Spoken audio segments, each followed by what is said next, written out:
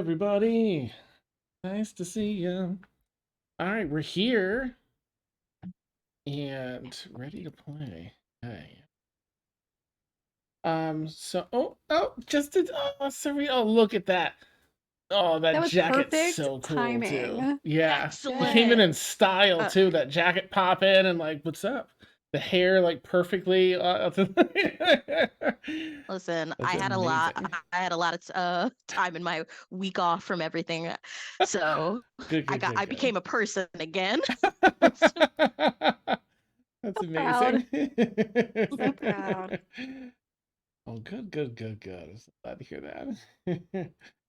All right. Well, we just went live, so here we are. Hi, um, here's and hello. Fixing scenes. Ready to go though. Ready to go. Where, where were we? Yeah, we had a lore dump and a half. That sounds gross. We had a lot of information put out for everybody on that session. Gross. Some campaign setting information, some interesting, baptized Dia is the great granddaughter, I believe, of Raikou, this dragon. Ooh. Dragon genes only show up every so often, like pretty rarely in the family line, but Dia got that lotto. um, I'm super special. Indeed. How? So they're up here with the dragon and Dragonborn, which is wild because up until this point, no dragons in the world. Never seen this before. Like, what is this madness? So, um, yeah, they learned about some of the baddies in the world. What's been going on behind the scenes here, in their neck of the woods. Um, they've encountered some of these creatures known now as the Altered. They're cultists trying to raise the seven lost gods. Uh, their main goal being raising the strongest among them, entropy entity. And entropy has the capacity to consume these primordials. They want to consume all the primordials, wipe out people on the planet, and then make their own sentient creatures that are designed to serve and worship them. Seven lost gods. Um, the cultists have been trying to like work some of that magic of creating their own sentient life, uh, and mutating existing life. Those are the third encounters so far. Lots of madness with all of that. A lot to process. Also, Raikou shared um, information that they were bestowed, that was bestowed upon them by Asgarath, their parent, sometimes worshipped as Io. That there's people on the side of good that are equally powerful. Like these lost gods aren't actually deities; they're just really powerful, ancient, powerful creatures. Um, and Raikou said, "Hey, thankfully there's some on the good side here as well. You probably want to go round them up. They'll understand the lost gods better, the cultists, and also have the power to help. And they're just more or less on the side of good." And those included Alindra, whom they've already met, the Queen of Fairies, Queen of Eladrin. Um, Also, Nithrana was on that list as someone who has a lot of power, needs someone to help her pump the brakes sometimes, versus Lindra that always has one foot on the brake and sometimes doesn't do what's needed. There's a balance between those two. Lilith, a primordial vampire in the town of currently residing in Moonfell, and Alejandro, a swamp next to me. So, a lot of info for our wonderful characters and players. Moonfell, off to the west, not too far from here. Um, but we're still here. We're in the Cult Versi with the dragon, Raikou, and the Dragonborn. And everyone just got that info, returned to like their cozy home.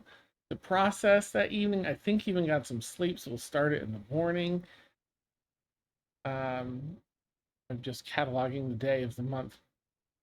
So we will start in that morning, that following morning, and yeah, I basically for players, whenever do whatever you like, explore all the usual things. And I'm sure one of the people in the city, the elders, would have said like, before you set off to leave, just stop and see Raikou because they can help with your departure to some degree, and have a maybe a little more that they share with you. So you find yourselves in that cozy, it's like a log cabin almost. You'll wake up, this little kitchen and dinette off to the side in the living space with the big couches and the fireplace. I'll let you start the day however anyone wants to. Real quick, Mm. when is the full moon? I think we left ahead like 2 days. I think It's so. It'll be 3. tomorrow. It's you have 2 because we went to the next morning, so we have 2 days. It's today, tonight, fine, tomorrow, and that night. 3 days. I'm sorry. 3 days. You've got 3 days, 2 nights. So today's Okay. fine. Tonight's fine. Tomorrow's fine. Tomorrow night's fine. You get another day, but that third night. First full moon. So good to assume that we'll probably be not here by the time that happens. So that's a problem for later, Tuna. Nice. Don't know what to do. Awesome. All right.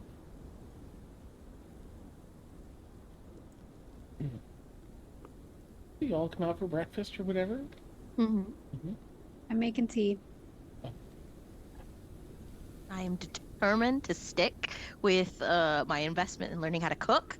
So I'll be attempting whatever skillet formation they have in this cabin. Nice. No, it's relatively basic here. But go ahead and make, let's see, I'm gonna say it'll be, do an intelligence check. I wish there was something I could give you a modifier with, but I think it's just intelligence to perceive the meal, and then dexterity to make it. Do I perceive it today? Let's see. Okay, I help her? Yeah, if you want help, you can do it with advantage. Yeah. Okay. Got you. So that is 17 on the intelligence. Okay. And then let's see, Dex, how this goes. 17 also. Oh my, okay. What? The DC was real low because that first roll was really good. So it's an exceptional meal. In fact, it's a little surprising for anyone that anyone would be able to make this tasty of a breakfast with what you had here in this cabin. Listen, there's something about open flame on the actual implement to cook that seems to resonate with me. I like it. Amazing. Incredible. Oh. Well, if anyone's still sleeping, if you were to anyone else, you'll smell the food by now. If you wanted to get up, you don't have to. I'll get up and eat some grub. Yeah, the second Tuna smells it cooking, they're up. Delicious. Yeah, you come out to a really well prepared meal. Dia just, finishing the last little touches, setting it out on the table. You've all had a nice long rest. Oh, sick, no more exhaustion. Happy. And we're doing an English breakfast tea, Ooh. but with a twist. And I don't know what that twist is. Blueberry. Yep. I don't know. We'll make it. We'll figure it out. But that's what we're doing. Okay. Okay. So how are we all feeling this morning after Grandmama's information?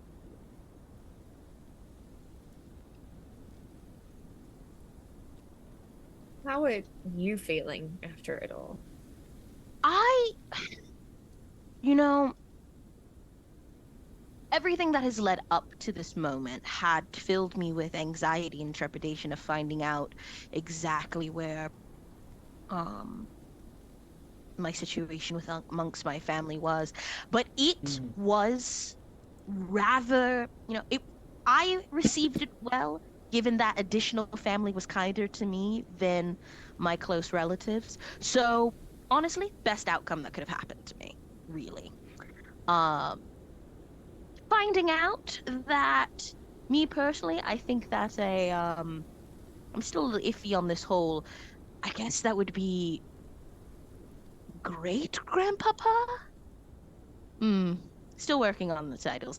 Pulled unborn dragons from the sky to kill that. See, I'm not a scholar, so that whole I might have to talk to a philosopher about the implications of using the innate magical abilities of unborn dragons to smite creatures. Personally, I feel a bit about that part, but everything else I'm adjusting to rather well. Good to hear. I'm impressed. There's no emotion, but she's impressed. Thank you. Yeah. The part I am a little hesitant on is the creatures that are seeming to be named after emotions that I am unequipped to deal with. Especially this entropy individual. So, but you all have been rather silent about it. So I wanted to ask. It's hard. But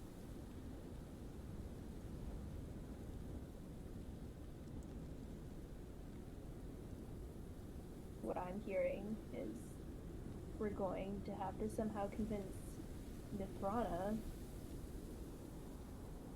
to help us and two other people that we've never even met. Yes. so And I'm Lilith sorry, and Alejandro, if I remember their names correctly. with Nithrana, have we ever seen her actually be bad, or have we just been told to be careful of her this whole time? I think the overwhelming presence of their being just set off some survival instincts in us, and we ran the opposite direction. But most we've seen is someone pretending to be her, and then understandably begging very angrily on a door, perhaps in a room that, oh no, I'm bonding with her. That's bad.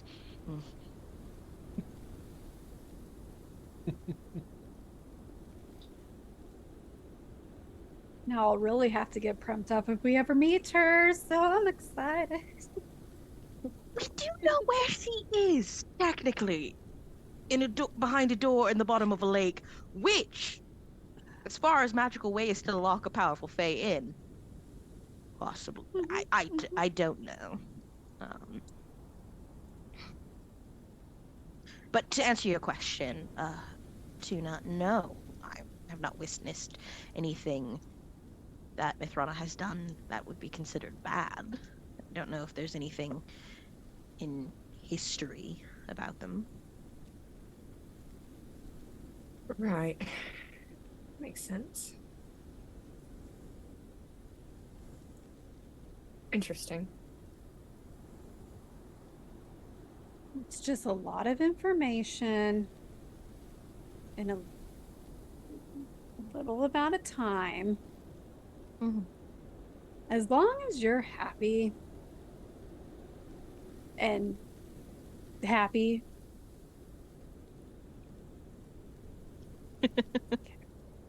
I guess it's I ask in a matter of perspective. It's one thing my relationship with Grandmama, it will build on its own, and I now know where she is, and once I learn how to not have to walk here, because that is awful, I hate it. Um, No. More visits will definitely be in motion, but in the grander scheme of possibly saving the world from entities that wish it harm, as she said, it is our choice. It's not our responsibility to do so. So, Hmm. I mean, I'm not a fan of the primordials, hmm, so I don't entirely care if they get eaten. But I'd like to not get eaten. that is And fair. if we supposedly have the powers to take care of it, then I would like to do that. Mhm. I have many more years of natural life that I'd like to live.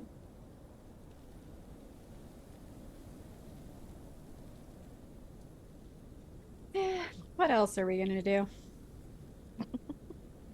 Like, Oberman's Mill is a little bit of a wreck right now. It's not really something I'm dying to get back into It just would. yet. It is currently financially difficult to start new businesses there, so. Well, it's that, and it's yeah. No, I'm good. I'm good. This has been a nice reprieve from studies. So why not?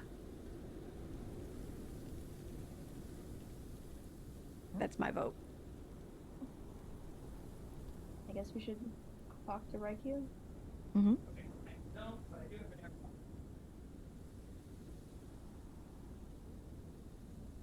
Finish up breakfast. You're discussing things.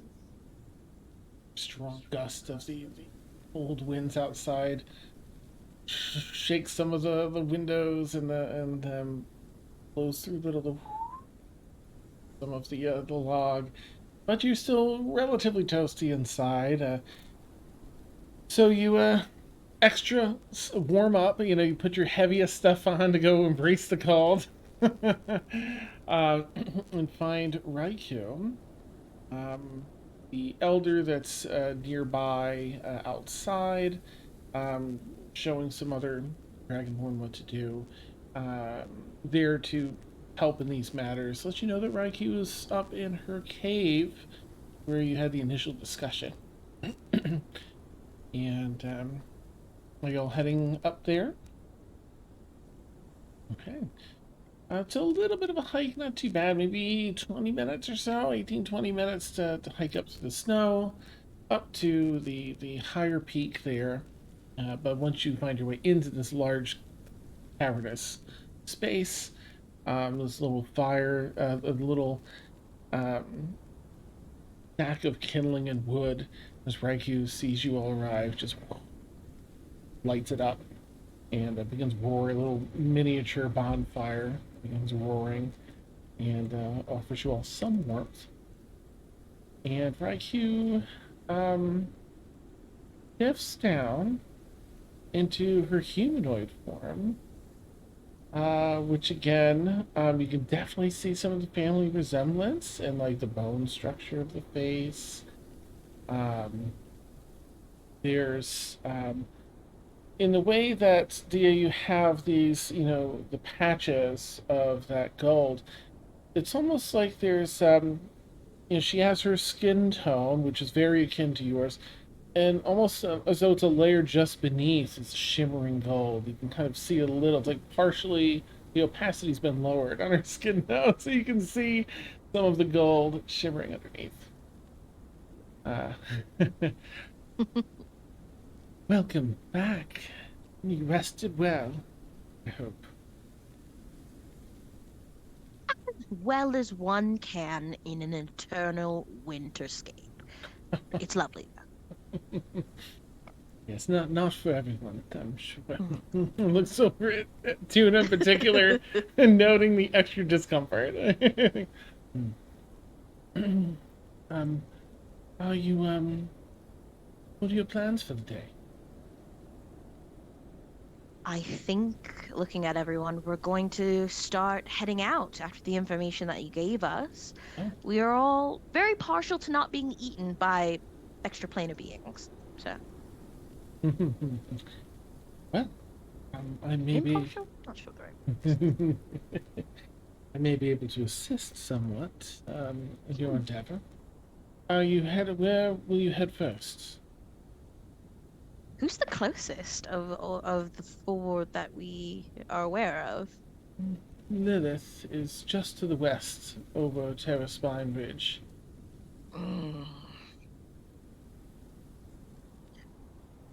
Does anyone know anything about vampires? Like, I'm afraid I'm at a loss. In fact, you might find her somewhat difficult to see. You'll be welcome to the city, I'm sure. She's a bit of a recluse. But I trust that Asgrath spoke with foreknowledge, and you'll find a way to be in her presence. I can take you as far as I can fly you all to Terrorspine Ridge. I know of a set of mortals call it the fungal caves, and I can deposit you there, and those will guide you through the mountain into the forest on the western edge, which is just below the city of Moonfell, by a week and a half or so. But that should cut weeks off of your travel time. If you wish, anyway. yes! Okay. I hate walking. Am I going to be able to fly? Is that a thing? Oh, yes, it will take some time, I would say. Her eyes kind of shift. It's not even like the shape or appearance. It's just what they're focused on goes from this plane as you know it into like some other plane. She peers through you for a minute. I would say you're about halfway there. You'll have wings of your own. Out. Oh, I'm gonna have to change all of my clothes. There's one other thing that I can offer. Your journey may take you through danger, of course.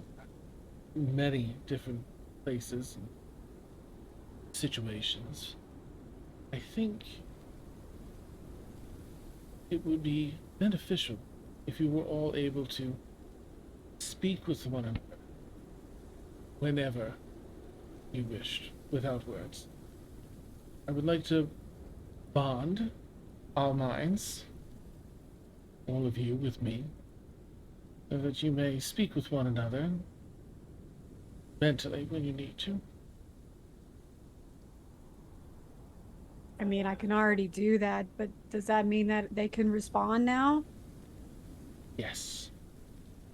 Okay, that'd be cool. If you ever wish to add another, ask it of me, and I may be able to. But if you wish, we can bond your minds now, if you're all agreeable, of course. Just a slight question. It's not going to allow just ambient thoughts, because sometimes my mind wanders, and I constantly thinking about other things at any given moment. That's not just going to start broadcasting to everyone. Thankfully, no. All right. Yes, consider it more like a permanent setting, though. Though you can all speak collectively as a group as well, if you wish. You can tune one individual out too. You simply, if you don't wish to be bothered, you simply feel that way and it will turn off any incoming messages. You can message just one or two among yourselves or all. But nothing will leak through, no. Excellent. Then I'm all for it. Looks around Yeah. at everyone. That would be wonderful. Let us form a circle, and she'll put like one arm up on your shoulder, Dia, and then like put the other one out for whomever. And it's sort of like a huddle. And then and she kind of leans her head in, so it's like forehead to forehead around. Absolutely. And it feels a little. Gosh, so if you ever have like a stuffy ear and then you feel like the slightest like opening through it, like the air kind of opens and rushes through, it's kind of like that, but in your mind, and it kind of then out the other side, and each of you kind of has that around, where it kind of opens up, like your ears have cleared. Suddenly, this muteness that you didn't even know you had is opened, and you can hear, you feel that connection, this extra sense, extra sensory hearing. And that, it is done. Feel free to test if you wish. It can take a little getting used to. But again, if you don't wish to be disturbed, just think so, and it will turn it off. You're ready. Immediately. Immediately. Because I know how it is to telepathically send a message, but so I'm gonna hop in Feora's brain. Hey, bestie. Did you hit up the group chat? Is that what you were saying? You got No, just Oh. to Feora first. Okay. Yeah, it goes through. I'm gonna try and say it back, but I feel like because she's still learning, she's not gonna be able to say it only to later, but she's gonna say to everyone, like, this is so weird. Comes through to everybody. It works. Yeah, loud and clear. That is weird. There's this extra, a little bit of a discomfort with it initially because you see the person talking as everyone kind of speaks, the other people talking, but they're no movement on their face, but they're in your head. It's like a second version of them in your head talking to your brain, and it's like that's We're them about now. to be so rude to other people as we have mind conversations in front of Honestly. them. It's like me and my best friend when we walk in a room and we just look at each other. Like it's just all of us doing that constantly. I love this so much. Yes. Man. Awesome. Yes, well, is there anything you need to prepare before we leave? Otherwise, whenever you're ready, I can fly you. I'll just let the elders know, and then I'll fly you to Terrorspine Ridge. How long is that flight? You said? I can traverse it in a few hours. 4.5 hours. Okay. I think we're still good on supplies for rations for when we have to start walking again. But other than that, I think we are fine. I'm good, anyway. Okay. Right? I'm sorry. You're absolutely right. It's not 3.5 hours because it's over. They can fly fast, but not that fast. It's morning, so it's gonna be the next morning. It's about 24 hours to get over there. It took them like 2 days last time to go and come back. But it's better than like a month of traversing the mountainside. Yep. going back to Good. Crestforge. Very well. Yeah, so she's going to step outside of the cave, shift into dragon form, and there's sort of a lower spot where you can almost kind of hop off a little ledge onto her back. Elders come over and they kind of fasten like a little bit of a harness thing around her, so there's some fur-lined seats. They have almost like what are the jammy things? It's like a blanket, but it has sleeves and stuff. The Snuggie. Snuggie. Yeah. It's like that, but fur line too. That kind of Oh, okay, nice. Wow. Because we'll be traveling fast, so there's kind of masks. Thankfully, you can talk in your brains if you want to talk on the trip. Don't have to yell over the wind pressure. Yeah. Love it. Yeah, and then with again, because aside from Ladrin, I don't think too many of you fly that frequently. So it's a little jerk. It's like like a kind of a jerk as like the wings catch the first. It's laborious to lift initially until she gets some speed up, and with each flap of the wings, the speed increases and increases and increases until you're going so fast you can't see. You'd have to pull the front of your Snuggie, the hood of your Snuggie down. You are flying so fast. You have all the means. You're sort of almost strapped kind of safely, some safety harnesses and things to keep you in the seat so you don't have to do a lot of you don't want. And you are flying for the day and the night over the ice shelf that Raikou created and maintained around the Yeah, I'll take a minute in case you don't have anything you want to, role play out during the journey. But if not, we'll just advance to the morning. Nothing on my end. Okay. Yeah. Aside from some incredible height, which you are when you can look out to the sides and there isn't that much snow and just wind. Especially as the sun begins to set, shimmering ice as far as you can see in any direction. Thousands of feet off above the surface. And cold but freeing. And then the stars come out at night. You're all able, whoever's able to sleep during travel gets, their full rest. I assume everyone will get a full rest, but before you arrive, you start seeing early in the morning, early, 6:30, something like that. As the sun's, no, I'm sorry. Yeah, as the sun's coming up. I think it's summer. It's just you're in a chilly zone. You see Terrorspine Ridge in the distance. And it does, probably named for having much like this dragon's back, it has like this long ridge, sort of like a spine to the mountain range. Until you finally land a couple hours later, 2.5 hours later, mid-morning.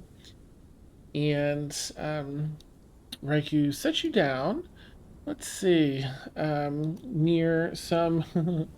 near some caves. I went back to I was going to put a picture in and then saw the supermarket sweep stuff. And I'll laugh because. Alright, I'm just going to put a picture though in Discord here.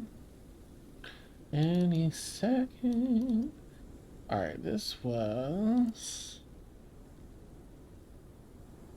Where are you?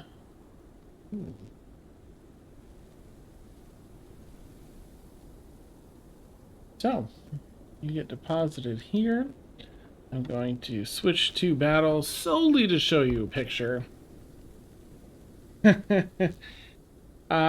Yeah, you land on, snowy side of the mountains. You're high enough where there's still plenty of snow. And you're able, the openings are large enough to be able to step in. And you see here that There's plenty of snow just as you're entering this, like a cavern system. There's some holes in the ceiling, holes in the side of the mountain here. But there's this bioluminescent, like, it's a fungus. Strings of it drape along the ceiling and hang like jellyfish chandeliers in different areas. Um, and oddly, there's some trees that aren't just outside of the caves, but that grow inside the cave here for a considerable bit. And Reiku lets you know. Shifts back down to her humanoid form. We have arrived. Through here, simply follow the fungus. Even if it splits down different paths, that's fine. Just keep following. It'll always reach the forest on the other side. The mountains has a symbiotic relationship with the forest. It extracts and carries minerals and nutrients here from this side of the mountain. They're no longer available on the western side. And so they carry it to the trees. The trees, in turn, supply them with their needs. So they string always from the eastern edge of these caves through into the forest, so that they might deliver their goods. Follow the fungus, and whatever you do, do not lose sight of it, for fear of getting lost. Never step into the darkness here. There's something truly dark and malevolent that calls the darkness its home beneath these mountains. Even the insects find their distance from the dark here, so follow the fungus, stay in the light. And you'll find yourself near the road, a week or so south of the city of Moonfell. Thank you for everything. Yes. Can I hug you? Absolutely, and then All right. big arms. Yeah. It has been so many things, positive things, in meeting you. If you have need of me, or if you simply want to chat, I'm now just a message away. Distance doesn't matter, so. It doesn't. Oh my god, that's going. I might abuse. I will respect that for possibly 3 days before I abuse it. Make it 2. I look forward to hearing from Understood. you. I wish you all well. Please keep me in the loop and ask me anything you need along the way. I'll do my best to assist you. Stay warm. She'll turn and come into her dragon form and fly away, leaving you all here at the edge, just inside in this cave system here. Still can't believe you're related. It answers a lot of questions. There are more that I'm probably going to ask, but As you should. mind blown.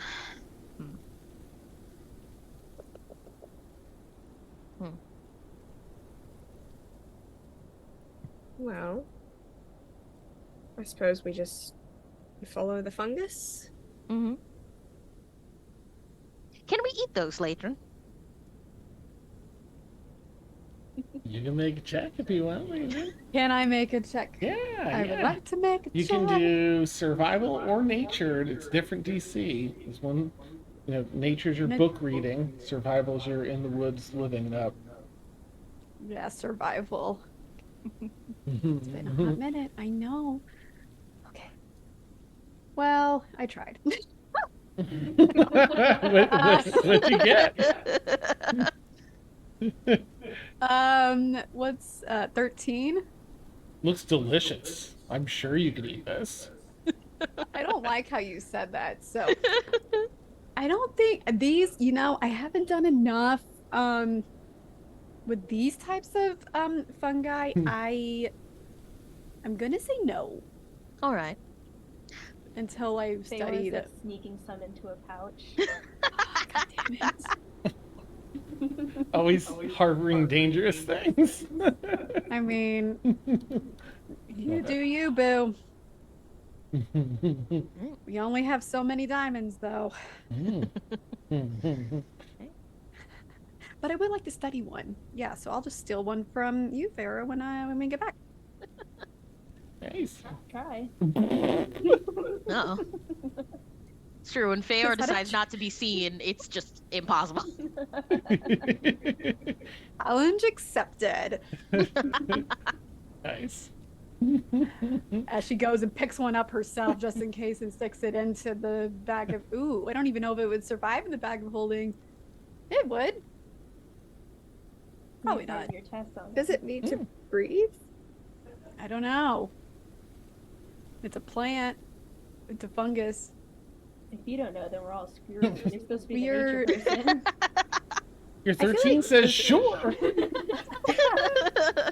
This is a Carly, not a Tuna. Tuna doesn't fully understand. I feel like respirating is different than like plants, like going through the whole thing. I've not taken a botany class in a long time. Doing their whole thing is not breathing, so like I'm sure it's fine. I just know that the mushrooms are growing in my backyard right now, and they just come out when it rains and then they leave when it doesn't. Yeah. And I know you don't eat them. That's the extent of my knowledge on those kind of 13 mushrooms. says, no, just kidding. Well, 13, I don't feel comfortable with. We're just going to put it in the bag and see. Awesome. Okay. You all share a good chuckle. You heading into the caves? Yes. Okay. Is there Oh, anything we yeah. can Out of the roll dark. to? Yeah, stay out of the dark. I will not wander after that warning. No. Is there anything we can roll to know anything about vampires, or because none of us nerds, we don't know? I would say you can roll I think, strictly a history check. You can roll a history check, but a DC I'm proficient in 17. that. Yay! I couldn't Can persuade we you help? for I'll religion? tell you ahead of time for vampires, like actual legit information about them. 21 is going to be the DC. Can I help yeah. They're Ladrin? not really common, so. Oh no! But Wait, you're what's welcome your? to figure out who has enough, who can hit that, Okay, and who wants I to have a assist plus- and stuff. 3. I have a +4. I would love to assist you. Okay. Yes, because I just rolled it. Like I would just like to help Alright. you. My dice Okay. need to be loved on for a little bit. There we go. Not that like I am willing to spend it on it, but we didn't do DM inspiration roll. Oh, Up you with are a- absolutely right. Let's get that knocked out. Well. Good call.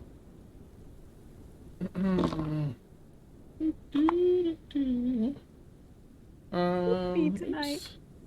Box is falling apart. Okay.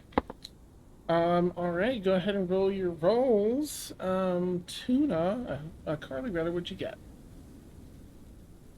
I forgot to roll. Sorry. I Oh, was it's okay. okay, taking it. 12. What was that? It's 12. Well, okay. Spicy 12. Lily.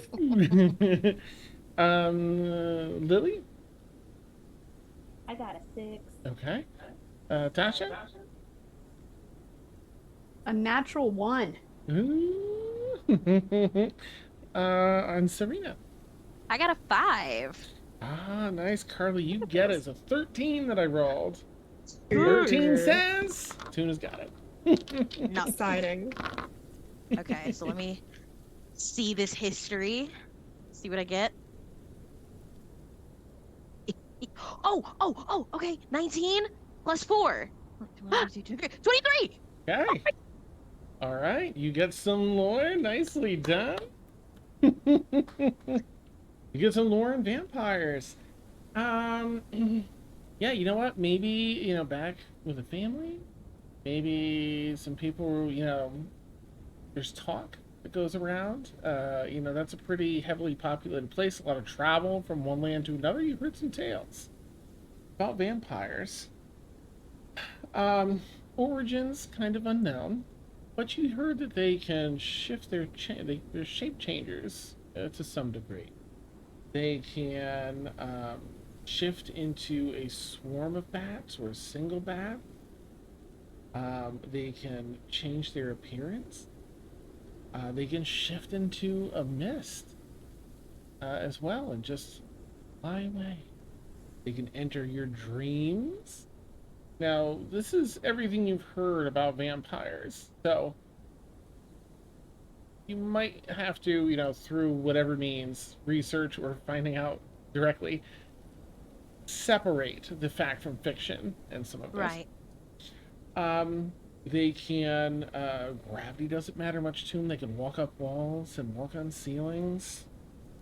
They're supposedly unable to enter someone's homestead without permission.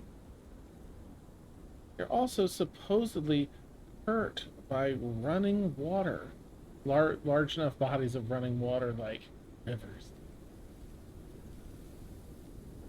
and streams. They can charm people, supposedly very dangerous, and with a bite, they can. Let's see, you did get a 23, huh? You really killed that. So, you even heard tales of the process of becoming a vampire. Their true origins unknown. Speculation on other ways to become a vampire too, but the story that you've heard a couple times is that if you're bitten by a vampire, you become one of their thrall. You're under their control. You're just above, like, you actually, in order to become a vampire, have to be buried in the ground where you were, in the area where you were bitten, 1 foot below the surface overnight. I think it's 3 nights. And then you have to receive blood willingly from the vampire that bit you, drink their blood. They can only give it willingly. If you steal it, it doesn't work. Then you become a true vampire in your own.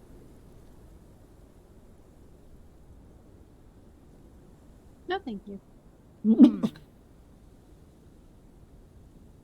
I mean, later since they were the ones helping me, just discussing out loud. She's like, "That's what I heard. Is garlic a thing?" No, that's not a thing. No, I haven't heard Um, about that one, but I know if they look pale and glitter that it's fake, and that if they Those are look actually like fae. Common misconception. Stake to the heart. You heard Yes. that too. Okay. But if they're broody, and I can't think of it.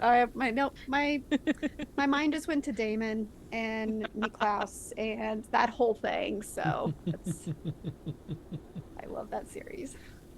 Nice. When the Yeah, you go ahead. when the convo turns to talking about zombie like people and the charms, Farrah's gonna like stick her head in between the two of them. Yes. Can you run that? Oh goodness, you're so quiet. Sorry. Oh, that's fine. You're good. You said they can charm people. Mm-hmm.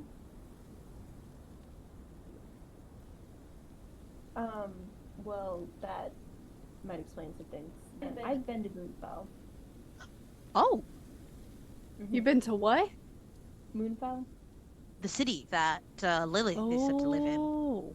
Mm-hmm. Place was Oh. 10 times kind of creepy. It was incredibly unnerving. I was there for like all of 5 minutes before I hightailed out. It was not worth sticking around. That might be why. If there's a vampire living there, Were the harming them, were the people off? it's so off. It's just a horde of them. What if Lilith controls them all? I'm a little worried that's what it is. They didn't seem particularly dangerous. they were just kind of like, yeah, I love living here. Life is great, but Mhm. dead in the eyes. The cult. No, I've seen cults. It wasn't Hmm. like that. The cult of I've seen vampires. cults. All right. So the possibility of charming our way in might not go as well if they're able to charm an entire city to where we would be the ones immediately standing out then. Um, all right. I guess that also means that possibly we shouldn't maybe harm any of the villagers if they're not in total control of their actions. I don't know how far a charm can go. I know what I can do to people. I can't force them to do anything that is not already within their nature or make them harm themselves or anyone they hold dear. I don't know if that's the same extent as what a vampire could do. I don't have any more insight other than that. All right. I got the vibe that I wasn't gonna get anything productive done there, Mm-hmm. so I just left. Okay. But I definitely think we should be careful. Well, if push comes to shove, for the most part, I can just kind of, depending on how powerful they are, I can at least turn them away from us. Mike can just outright destroy them Ooh. if it gets to that. But again, that's more for weaker undead, but the destroying at least. Mm. Okay. That's a happy little thought. Well, it's a little peace of mind, kind of. Did the villain, aside from the unnervingness of being around them, did they seem what's the phrase I'm looking for? Malnourished or harming themselves in any way? Were they, I mean, aside from them clearly not being able to think for themselves, were they still functioning people? I think it was the kind of situation where it looked fine, Mhm. but it wasn't a comfortable situation. You Okay. know? Yes. I I ask because that could possibly give us an insight as to who Lilith is as an individual. Then again, who knows if she's the only vampire there? I don't know if vampires travel in groups, but this is, from what I understand, they can reason and communicate. Um, they are sapient.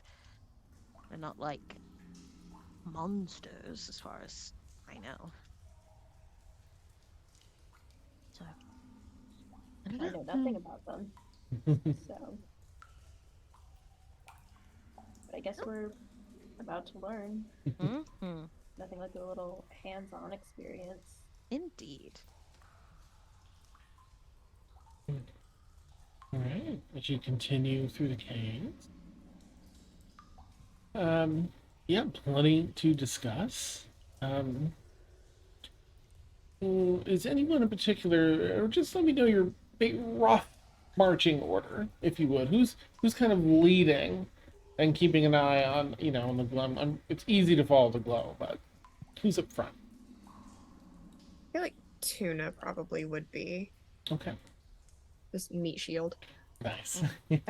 I would like to follow behind Tuna because of survivalness. Nice. Third? Oh, Third. well, I was gonna say I'm in the back. Oh, Oh, happy to be in the middle. okay, nice. Nice. Well, it's an interesting site. The caves are very well lit in these sections. There are plenty of caves and offshoots, tunnels that go in different directions, upward, downward, that don't have the fungus. Sometimes the fungus will split between a couple of tunnels, but as Reiki said, as long as you're following any of them that have the fungus, it all goes to the forest. So you should be good. Um, Una, you do hear from Poppy, who seems really excited about how from a dragon to magical caves. This is wonderful. Tuna. Thank you, I know. Sham. It's exciting, isn't it? Yes, you like we're real heroes. Yeah, I think we're getting there. I wonder. Vampire has me a little scared with what Dio was saying. Um, Sounds a little scary, but I hope that she's a nice one. Yeah, it'll be all right. I mean, we'll be fine either way. You're right. You're right. Hope the people are okay in the city too. From what Faora said. Yeah, it's a little concerning, but That's why we're going, right? We'll set it right. It's wrong. exactly. Neat. Yeah. So yeah, y'all just hear Tuna just fully talking to their shield. Nice. All right. May I have? You know, you're on the front. May I have? Would you kindly make a perception check, please? Yes. And Feora in the back, if you could make a perception check as well, please. Tuna, what'd you get? 9. And Feora? 14. Or hmm. You're navigating some of the rougher terrain. It's not all perfectly smooth tunnels. There's ups and downs and kind of jagged parts and stuff. 9. Tuna, can I ask you to make a dexterity saving throw? Yep. You're 13. okay. Sorry, I didn't mean to interrupt you. No. You're good. That was me processing. You're all right. So you're at a junction, a cave. There's one that kind of slopes off to the left-hand side, but it doesn't look like it until you get pretty close. And then you see that what looked like a tunnel at the same height as a dark tunnel at the same height as one with that you're following actually has a hole, like the floor over one of these steps it's not there, it just drops into this other tunnel. um you slip, you don't see it, and your foot drops, and you go to catch yourself, and you don't catch anything. Who's right behind you? Ladrin, can you please make a dexterity saving throw to try and do something and see if you can react fast enough? Okay. This isn't a straight down drop, Tuna, by the way, but it's steep.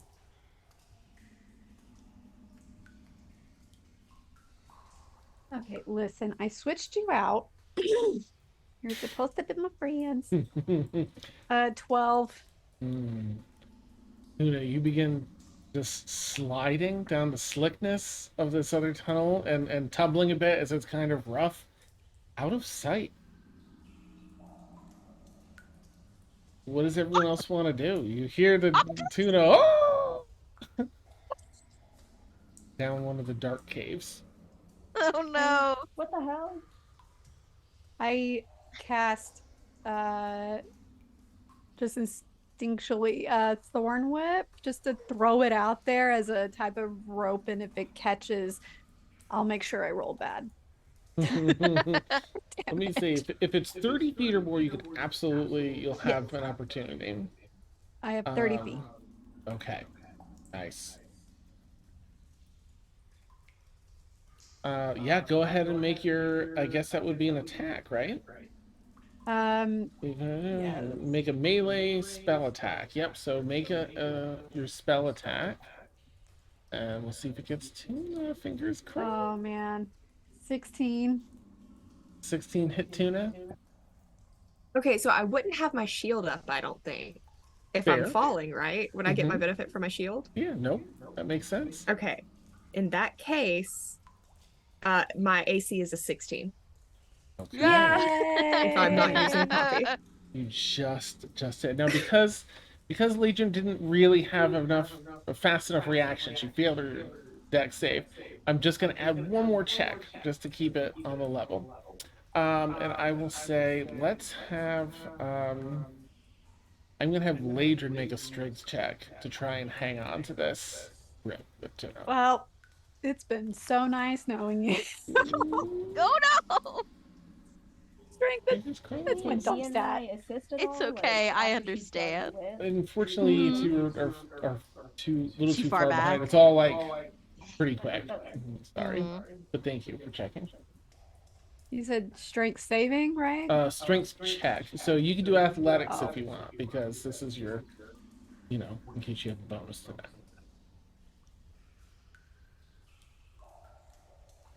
Oh my god, I got an nat 20. Okay. It's already Okay, enough. but- It's already plenty, actually. And with so it'd been 19. Okay.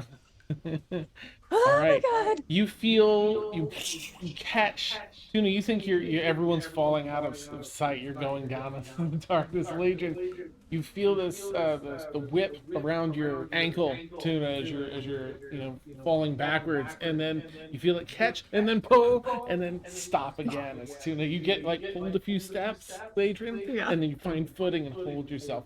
Now, Favor and Dia can help if they want. Yes, I don't have a lot of strength to give, but I will help. Neither do I. Okay, go ahead and make athletics checks, Dia and Favor. Okay.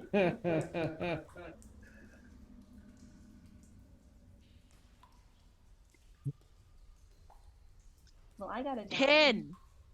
9. Okay, the final thing, because that pulls Tuna automatically 10 feet back, right? Okay. But we're still trying to hang on to Tuna. So, Ladrin, I'm going to have you do an athletics check. You've got to get higher than 10. So, 11 or higher is all you need. And you get Tuna up, 10 or lower, and it drops, and Tuna Oh continues no. to descend. Like this. I want to go home. Listen, you did so good.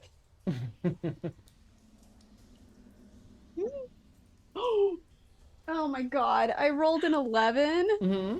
but I have a -1 for a 10. Tuna, you're in this roller coaster. Yeah. Oh, thank fucking goodness. Start sliding further. No. All right, let me Can just. I Mhm. am I in a position where I can grab onto the thorn whip that's around my ankle, at least? Probably not at that point. Okay. I'm really sorry. No, you're good. I just wanted to ask. Please always do. Let me check my notes real quick to see how deep this one is. Okay, and it's 1d6 for every 10 feet. It's not a straight fall, so I'm actually gonna have that. I mean, that would be 10d6, so 5d6. If you can roll 5d6 for bludgeoning damage. So if you have anything for bludgeoning further than that. Okay. No. When, oh wow. when That's 16 damage. Oh god. So when I feel the Hmm. I feel it slip, I like to get on my broom. Just let me go. I'm fine. No. No, I mean you fell. That's I want to come and get you It's fair. because Yeah, I dropped absolutely. you, so I feel terrible and guilty. Yeah, you hop on the broom, you follow the. I produce flame up so I can have some sort of light because Okay. it's like a 10. I think it's 10. Whatever. Where am I at? You get a good distance with that. 10 of bright, Yeah, 10 there's of a- dim, I think. Yes, 10-foot radius and Mhm. then dim light for an additional 10 feet. So So the cave's maybe 30 degrees from a perfect fall down 30 degrees up. So, so it even winds and twists a little bit. It's 100 feet down, 100 feet of flight. Feora and Dia, you see Ladrin hop in the broom and start flying down. Get ready to fly down. What do you two want to do? I have rope as part of my gear. Is there in a mining kit? Is there any way I can like use the mining kit like pistons into the wall and Absolutely. then just tie rope off and then throw it down the hole? Mm-hmm. Sure. Yep. Yep. You throw it down. You probably have 60 feet of rope. Ladrin, you'll see Ladrin as you're flying. It's about 100 feet in case you wanted to report. You would have seen Dia setting up. Oh, then mentally I'll be like, I'm flying. All right. I got this. Okay. If that's the case, I would like to send intervals just because I know Ladrin has their fire, but I would also like to send intervals. I have dancing lights. They can go. Their range is 120 feet, so as a bonus action, you're training with. Yeah, I would like to just have the three. Oh no, four. They're four torch-sized lights. I would like to have them in intervals, like following down in case whatever lurks in the dark, whatever evil lurks in the darkness that we were warned about, decides to make an appearance down this nice. Forkin tunnel. Gross. When I see the dancing lights like appear, I'm gonna go ahead and dismiss my flame so I can two-hand it on my broom instead of just one. Gotcha. Absolutely. All right. So you get that up. Let's see, Tuna. It's pitch black down here. As you wake up, of course, you have dark vision, I believe. Yes, I do. Let me think of the timing then to describe everything. So we've got Ladrin. Yeah. Favor, are you doing anything? I should check first. Are you doing anything?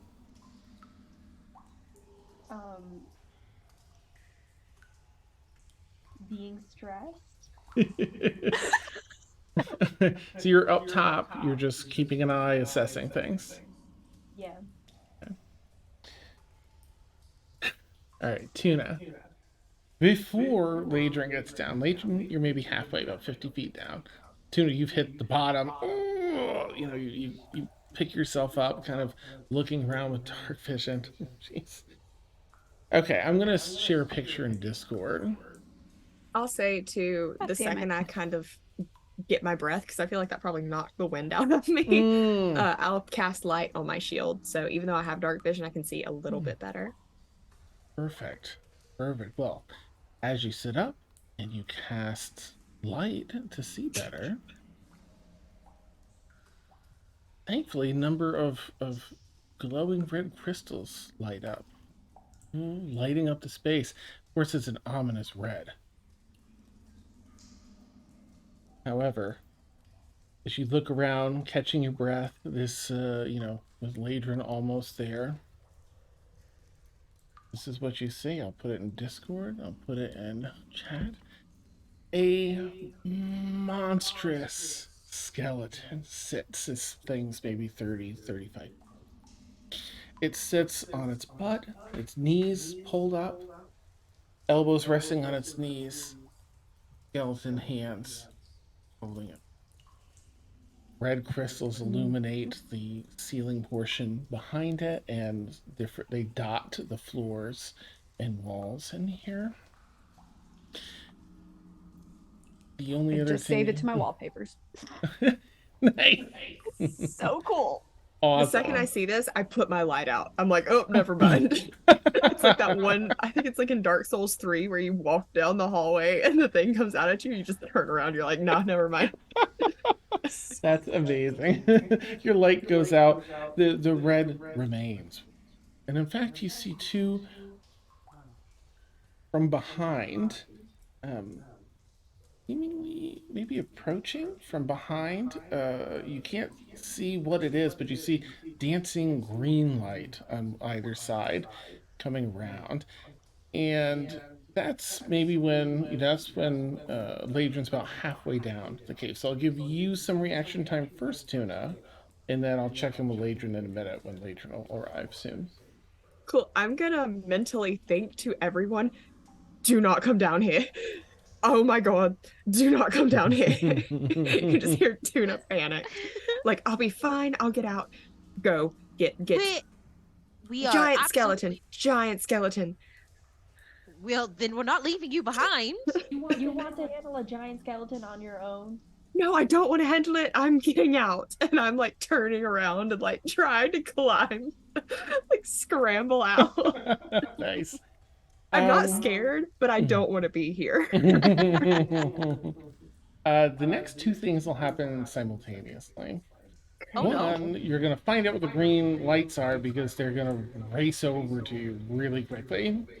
At the same time that they're going to reach you, Tuna, Ladrin will arrive.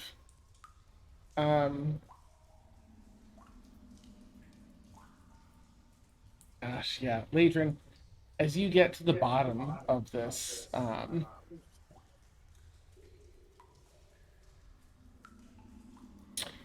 don't know if that'll affect that or not.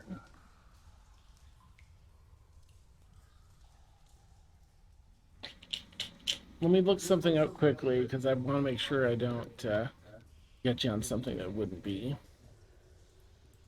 I don't think you understand how much I love this picture. Like, I fucking love this picture so Nice. much. I crafted it myself. I don't want to find out what it is. I just want to keep it forever. Nice. That one's straight from my brain. That's AI art. Now that I'm like knee deep in it.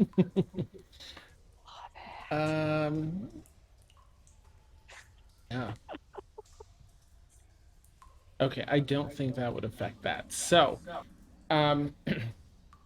you are arriving, Latrin. You see, as do you, Tuna, two. I just link it.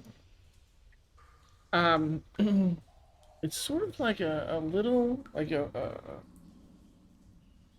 about the size of your torso, right? Waist to top of head. It's a skull, and it has four little eye stalks hanging off of it. No. And one in the center.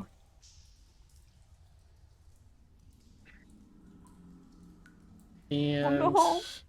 I'm gonna ask Tuna to roll initiative. Ladrin, make a perception check to see like if you saw it before they were ready to attack you. I want to see if they get a surprise round. Oh, son of a fucking. Okay, listen. No, I probably don't, but that's 14's the number to beat. 9. Okay. Okay, you're gonna go home. Okay. So, I'm gonna roll through this first, and then we'll have opportunities to like alert your other friends and other things like that going on.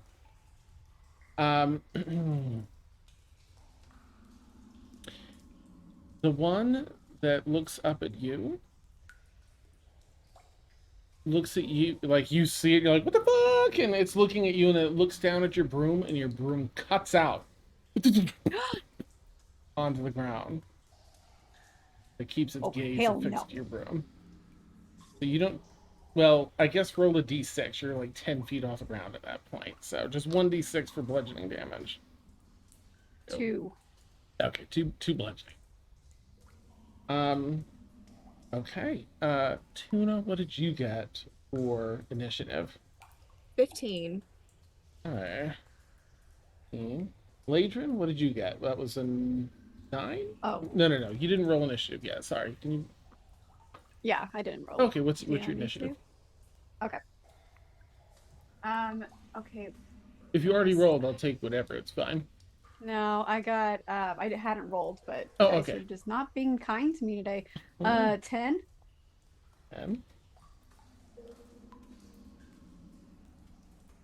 Tia and Feora, can I ask you to roll initiative? So if they're like emergency, and you kind of like get down here quickly, I'll know where to put you in that round. Absolutely. Which one Thank of you you. have been rolling good for me tonight?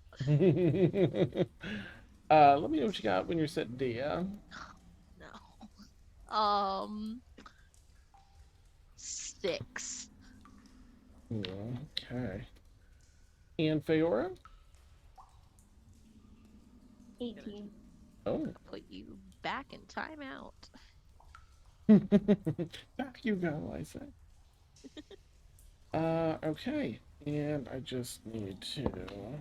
Oh, jeez. Feora, what's your dex?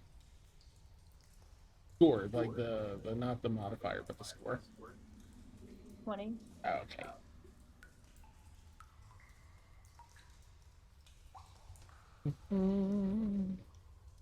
And next, oh,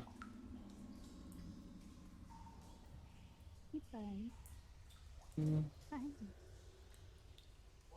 Come here. and lastly, oh my stars.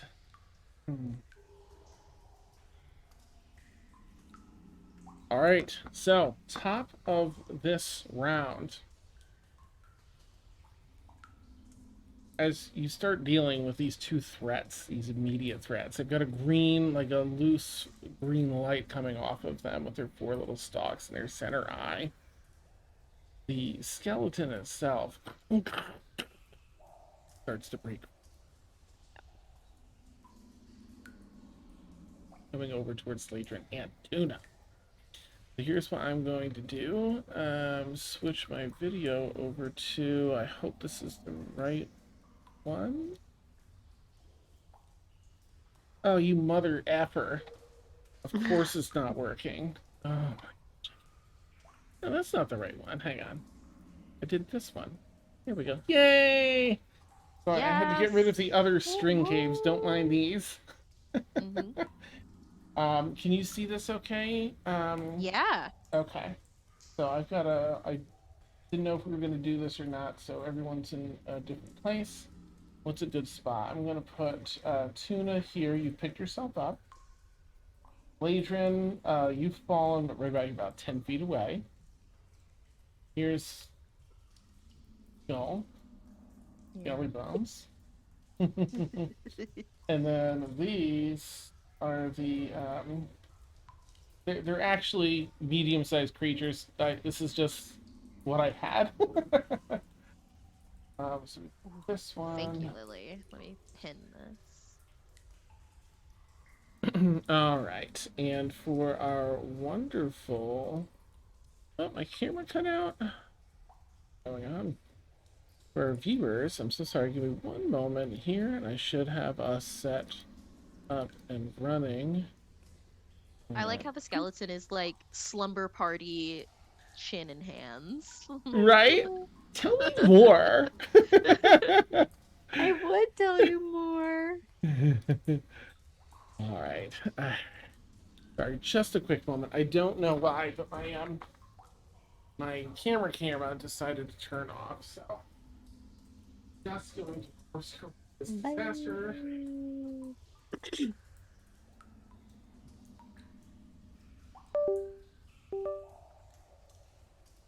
This just gives me Halloween vibes. And I'm happy.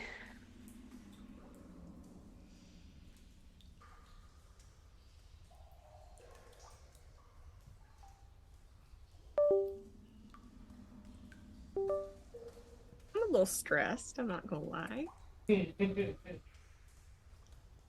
Yes. Stress? Why? I don't get it. Can't imagine why. They're just here for a slumber party. They were in the middle of such a supper party. They were dishing. Can't. Ooh, okie dokie. Given that rewatch of High School Musical. Nice. Stands the test of time. Okay, so our skull here is going to go first, and let's see, did I do that and that? I think. Oh,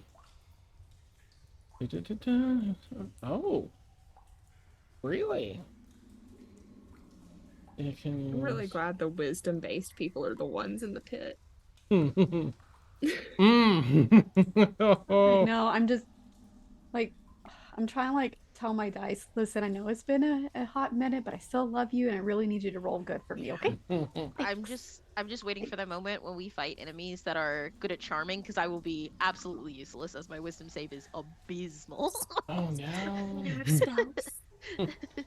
All right, it's going to try and there's two of you. I think it's going to try and do this first to Ladrin after stopping the magic on the broom with its surprise round. So Ladrin, can you please make a Constitution saving throw for me? As Yes. one eye fixes his gaze on you, and there's a ray energy that fires off and seems to pass through you. Is this a charmed effect? This one is not.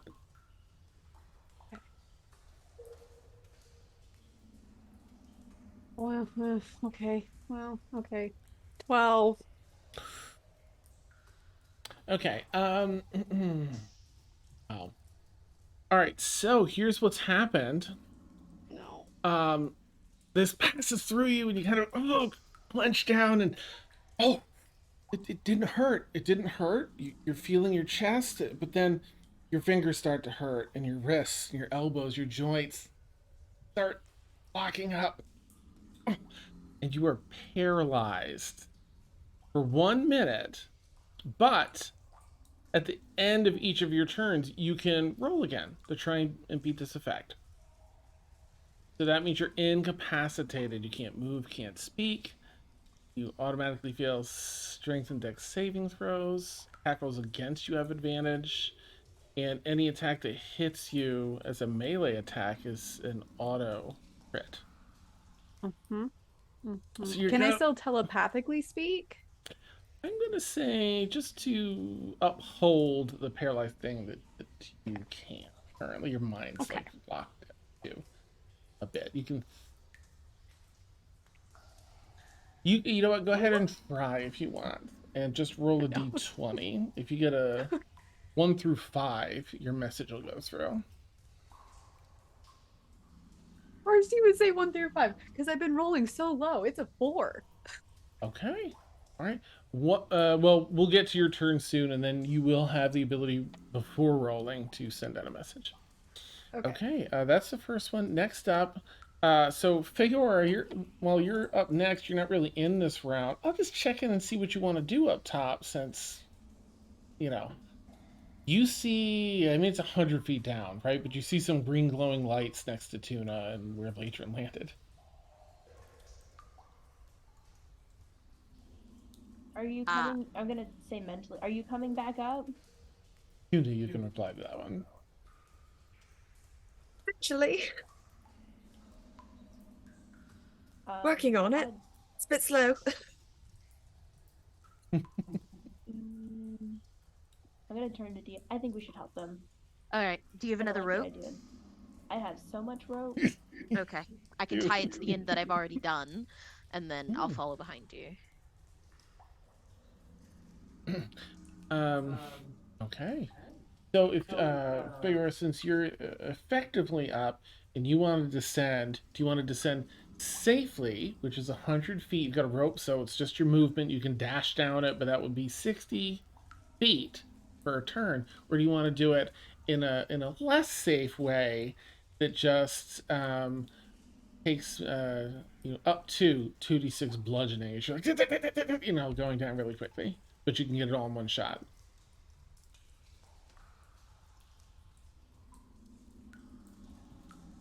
Let's be reckless. We'll be a little reckless. Okay. You will make the entire thing in one shot, like, but you'll have to roll 2d6 bludgeoning.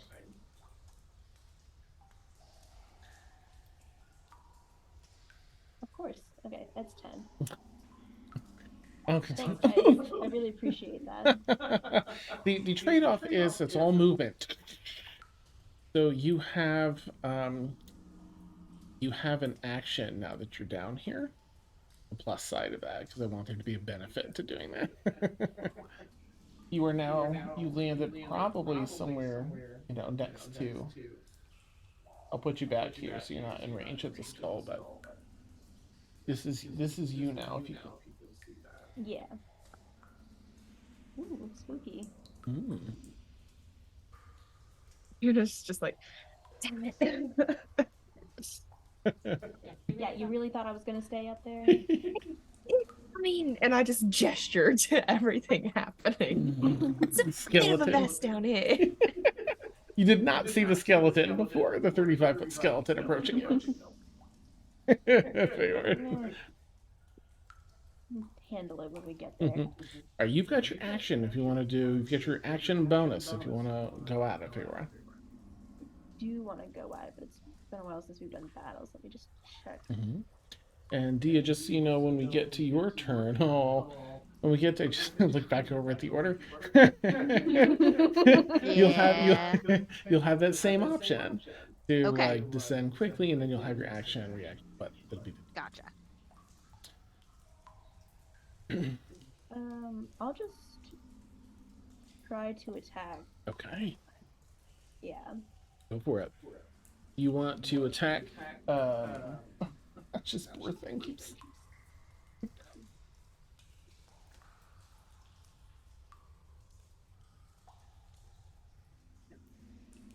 All right, you're here. Do you want to step up and attack this one?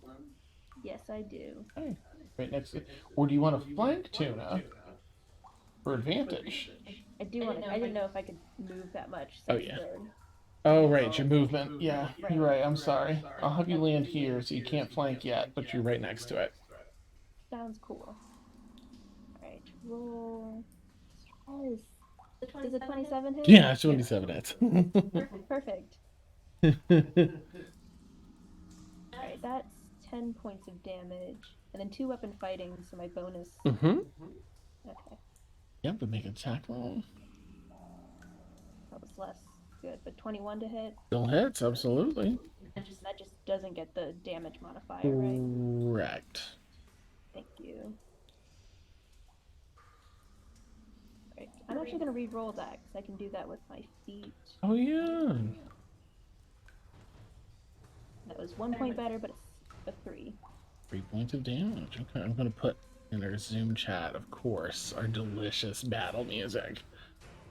What are we if we don't have this to add tension? Oh, it's so good. All right. Turn up just a tiny bit. Okay. All right, that was 3 points of damage. Nice. So, that wraps up your turn, Feora. The other skull is going to do their jam. And there's paralyzed. It's already been hit. And they can do it again, but they don't really care because Ladrin is paralyzed. Okay. Feora, can you please make a wisdom saving throw? Absolutely I can. How does an 8 sound? Delicious. Sure. Okay. You were like, you landed, you're assessing everything. We always do, critically. Okay, giant skeleton, we'll get to that. There's 2 skeletons here, and I'm gonna flank, and then I flank, and you start feeling really confused. As the ray strikes through you, the confusion ray. So, you can't take reactions until the end of your next turn. And on your next turn, you can't move. And you have to make an attack on a randomly determined creature. So, let's see, on its turn. That'll be your next turn, not this one. But you're feeling really confused. That's my favorite, thank you. You're welcome. One of its other eyes lights up and attempts to pass through you, Tuna. Can you please make a Constitution saving throw? That's a spicy 6. I'm not even going to use my inspiration because it's not going to get it high enough. So Okay. saving that for later. Yeah. All right, I need this one.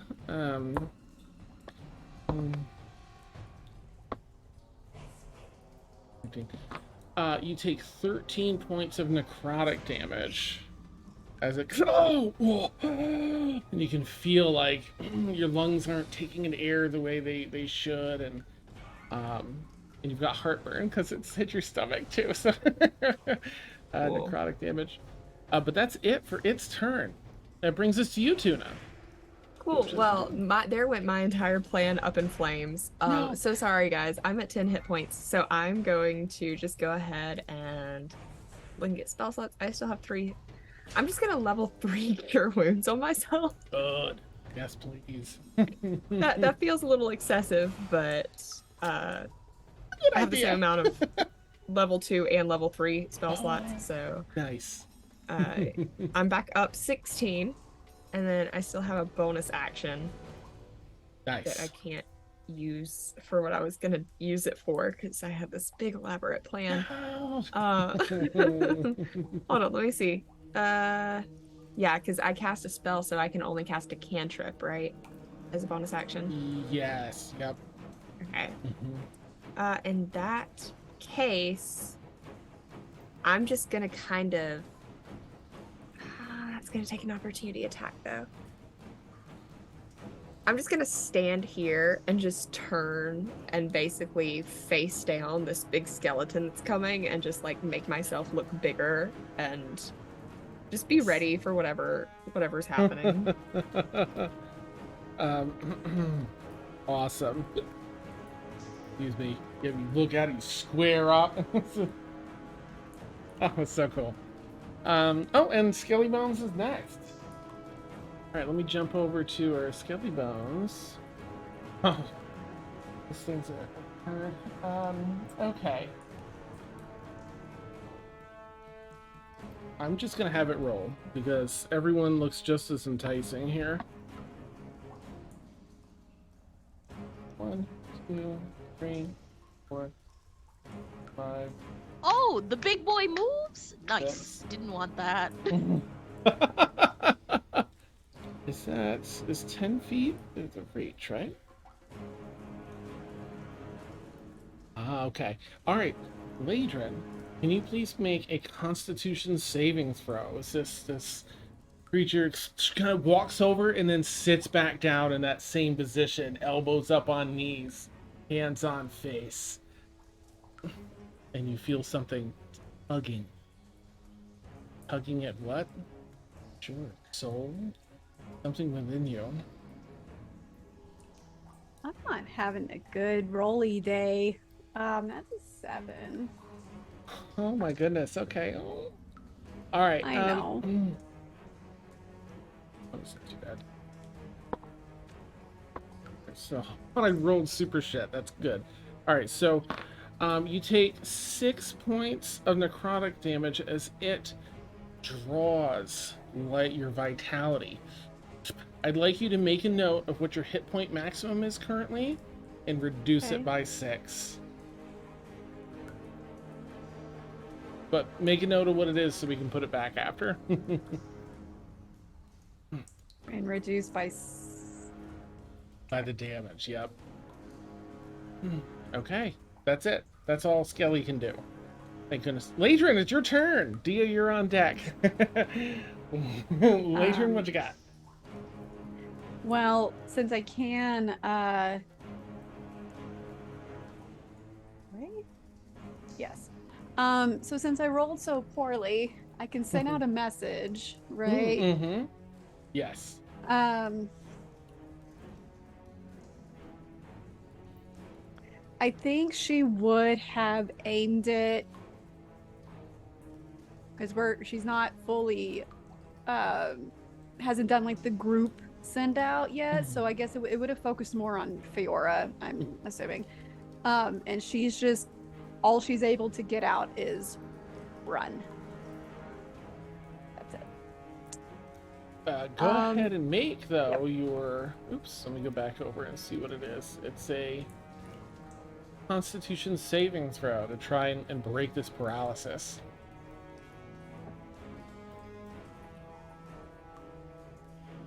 I'm gonna throw all of my dice in the trash. No. I am. Ooh, that's a 5. No! Okay, yep, nope, you're... Oh, and then I rolled a nat 20. Are you kidding me? Yeah, you try and push out, but you are just locked inside your body right now. Okay. That brings us to Dia. Dia, if you're descending, how would you like to approach that? Okay. You gotta risk it to get the biscuit, and none of my companions have come back up. Yeah, let's go. Jump, reckless. Dude, you're just repelling so hard and fast, like you lose grip and catch it again, so go ahead and roll your 2d6. Alright. Nice, 4. Oh, beautiful, beautiful.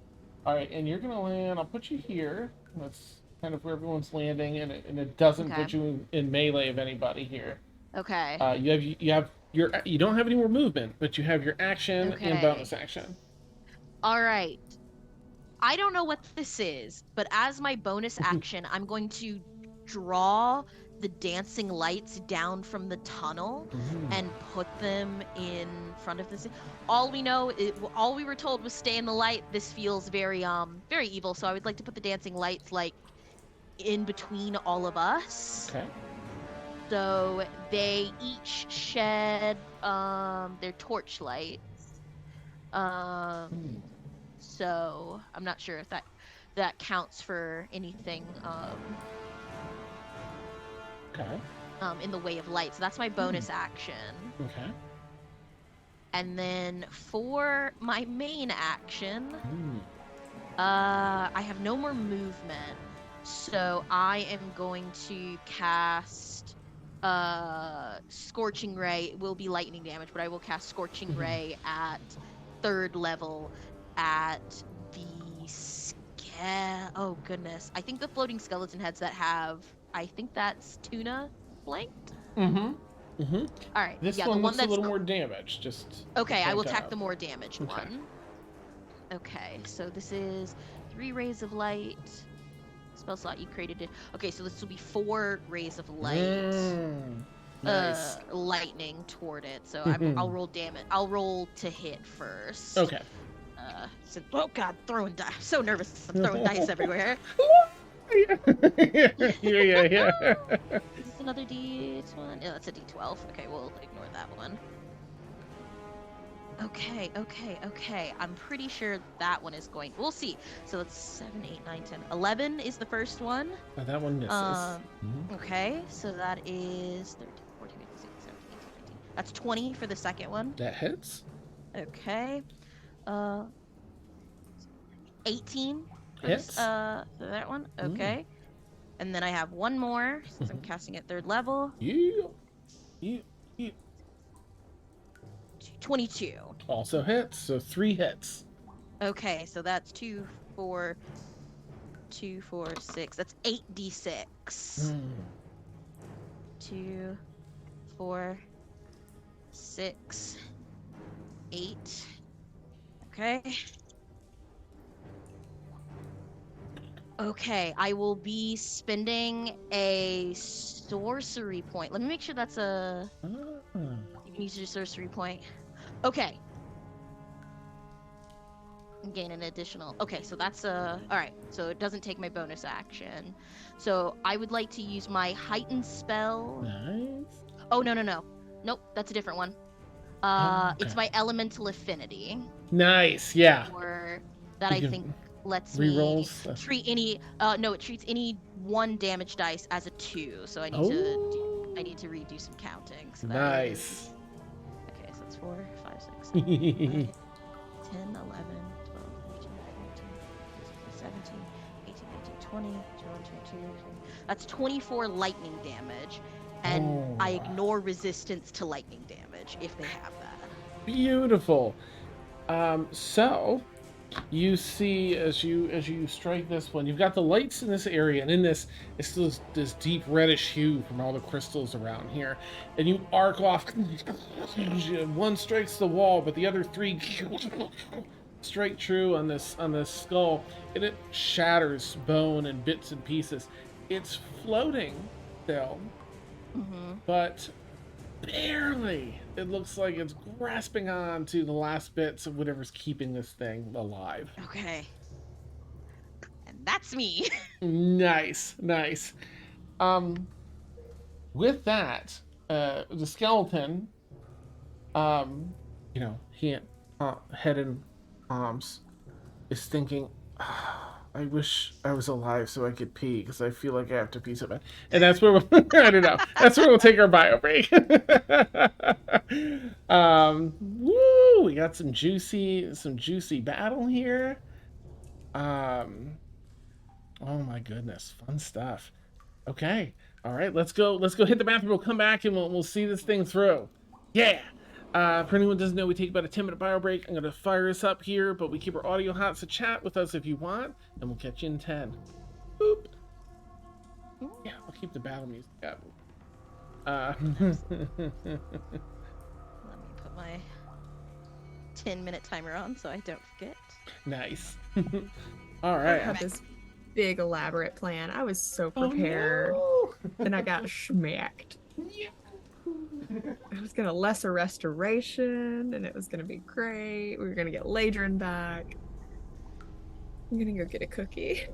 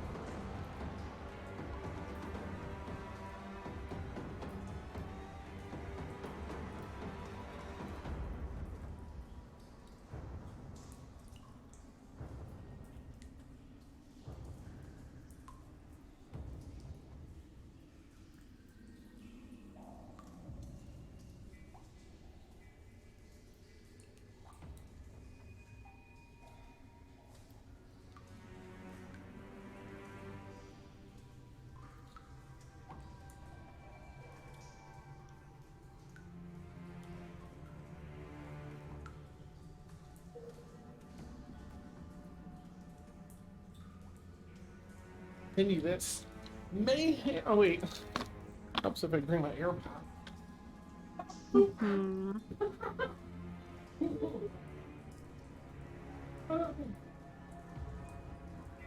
Do we have some? Yeah.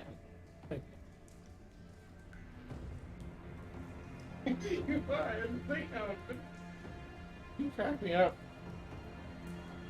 So, do you think this is the evil that we were warned about, or is this just a thing that lives in this cave?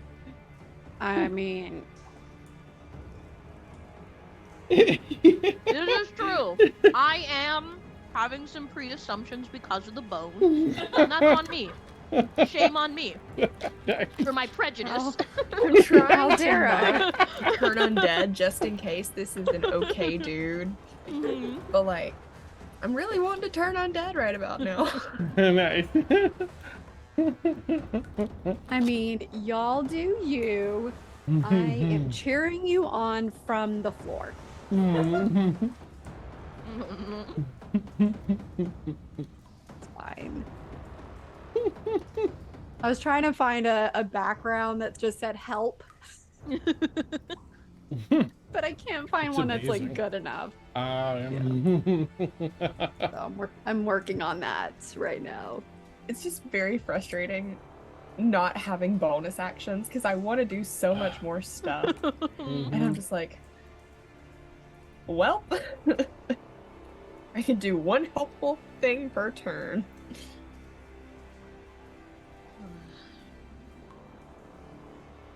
Well, I can.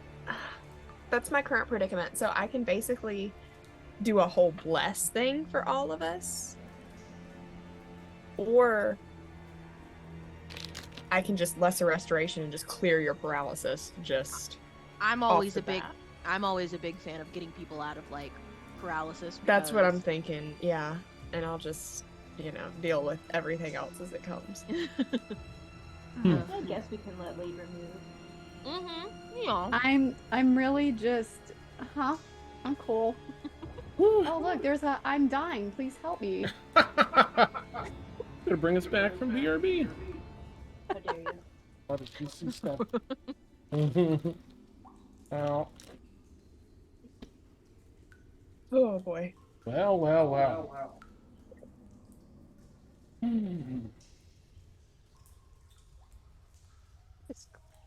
Alright, here we go.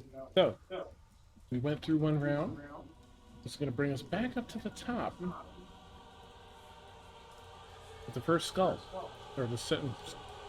Yeah, the undamaged skull. What's it gonna do? I think now it's gonna try to light some stuff up. It's watched Dia almost take out his partner here. So, Dia, can you please make a Constitution saving throw? If you... Yeah. Is this? Yeah, I'll make a Constitution save. I mean, let me know. Yeah, it's not a. I What was do you call it? No, I was gonna ask if this is a spell of any kind, but if it's not, Oh, right, it's the ray. One of the rays. understood. Okay. So, Constitution saving throw. Here we go. Oh, beautiful. 19, 20, 22, 20, 23. Woohoo! Nice. You feel this ray. When you see it coming at you, you manage to sort of glance out of the way, and it does some damage. Like frazzles a little bit of your clothing, but does no damage because you successfully dodged it. Okay. But you could tell it was a damaging type of eye. So good work. It twists one of its other eye stalks to Tuna. Tuna can. Oh, all right. Tuna, can you make a wisdom saving throw? I think that should be a good one for you. It doesn't You know, say it doesn't that. have Oh yeah. It's a 14. I think I might. You feel. I might use my inspiration on this just because I have lesser restoration. I'll tell you that you won't need to. You feel Okay. briefly your mind get a little confused. Oh. You focus, You go through some of the steps you learned in your cleric training, and you regain that in your faculty. So you did succeed with that roll. Oh, good to know. Thank you. But the DC is pretty low for a lot of these. It's just, the dice aren't playing nice. Yeah. That's all it can do. Now, Figura, it is your turn. However, you're confused. So I'm going to ask you to roll a d4. 1 is Tuna, 2 is Latrin, 3 is Dia, and 4 is we roll again. Go ahead and roll a d4 for me, Figura, to see who you're attacking. 1. That is Tuna. Sorry, buddy. Let me just see It's fine. what you need to do with this. I was the best option. No. I have a very high AC. It's fine. Okay. So go ahead and make an attack against Tuna. That's a good one to get, because Tuna probably has the highest AC. I mean, you roll really high for attacks, but It's true. Sorry. you're fine. Use one of my dice. Yeah. Yeah. Oh, thank goodness. 13? Nope. Ah, I just hold the my shield willpower up. got through. I kind of feeling My the eyes are kind of, confusion. like, I would know what was glazed over. happening. Yeah, I'm just like, nope, not right now. Now's not the time. Alright, let's see. This is your turn. That's your turn. And at the end of your turn, your faculties return to you. So you have your reactions back, all your stuff's back, but it's the end of your turn. Okay, the almost dead skull.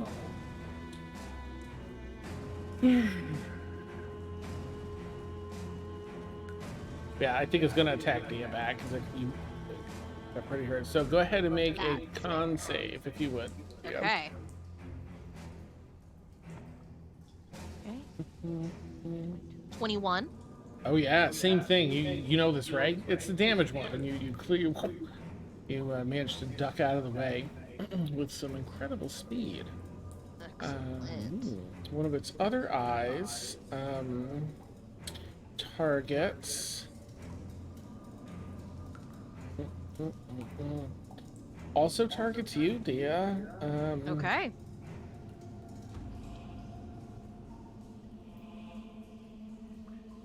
Right, I guess. Yeah, I think it would because it's almost dead, and you heard it. So go ahead and make a wisdom saving throw if you would.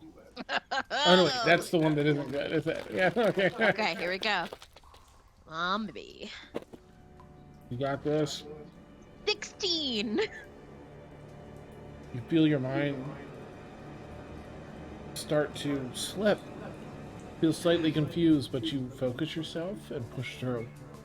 Nothing takes effect. Oh, thank goodness. Beautiful. Tuna, you're up. Yep. I'm going straight to Ladrin. No, I'll still be in threat range of both of them, so I don't get an attack of opportunity.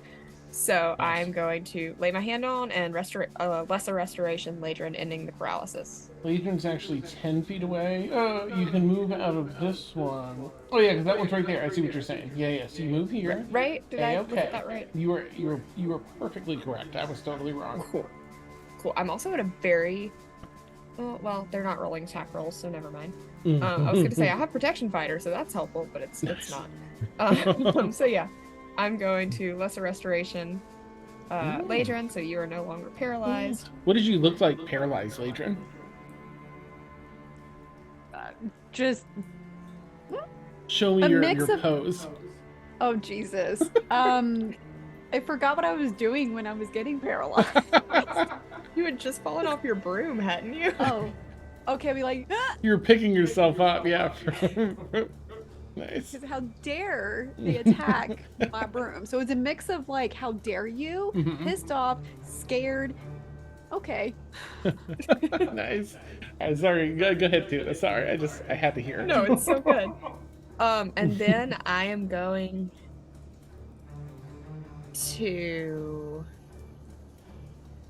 I feel like all of us being clustered together is a bad idea, but I also don't want to not be near the group. So I'm just going to stay where I'm at. Okay. And just once again, just kind of be ready for whatever. I don't really have anything to do. That's just narrative. So Gotcha. Okay, you prepare yourself, protecting your friends. Okay, let's see. Yeah, this is just one person, so. I will say mentally to everyone, if you see an opening to leave, fucking take it. Nice. Alright, our Skelly Bone is going to once again go after Ladrin, because Ladrin, you're there. So Ladrin, can you please make a Constitution saving throw? Lana. Oh my god.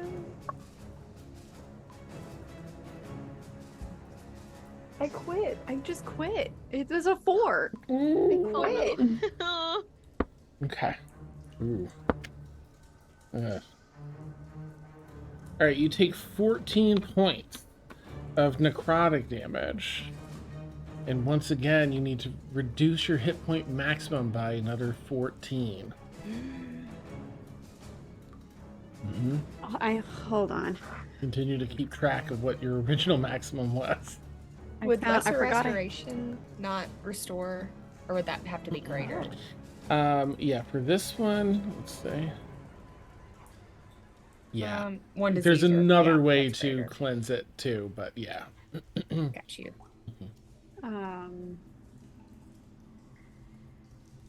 I'm sorry, you said 14 points. Yep, it's 14 points of damage, and it brings your maximum down with that. But that's all the skeleton can do. And it is now your turn, Ladrin. Well, Add that each time it's done that, you didn't really notice the first time. It was what, 4 points the first time or something like that. But this time, you can see that there's little bits of there's wiggling along the bone. And it's connective tissue, tendons, connective tissue growing from the joints, connecting up to other joints. Little tiny bits of pink muscle starting to form as it draws your life essence out of you. oh fuck. Okay, but it is your turn. I am very upset. I'm going to 3rd level.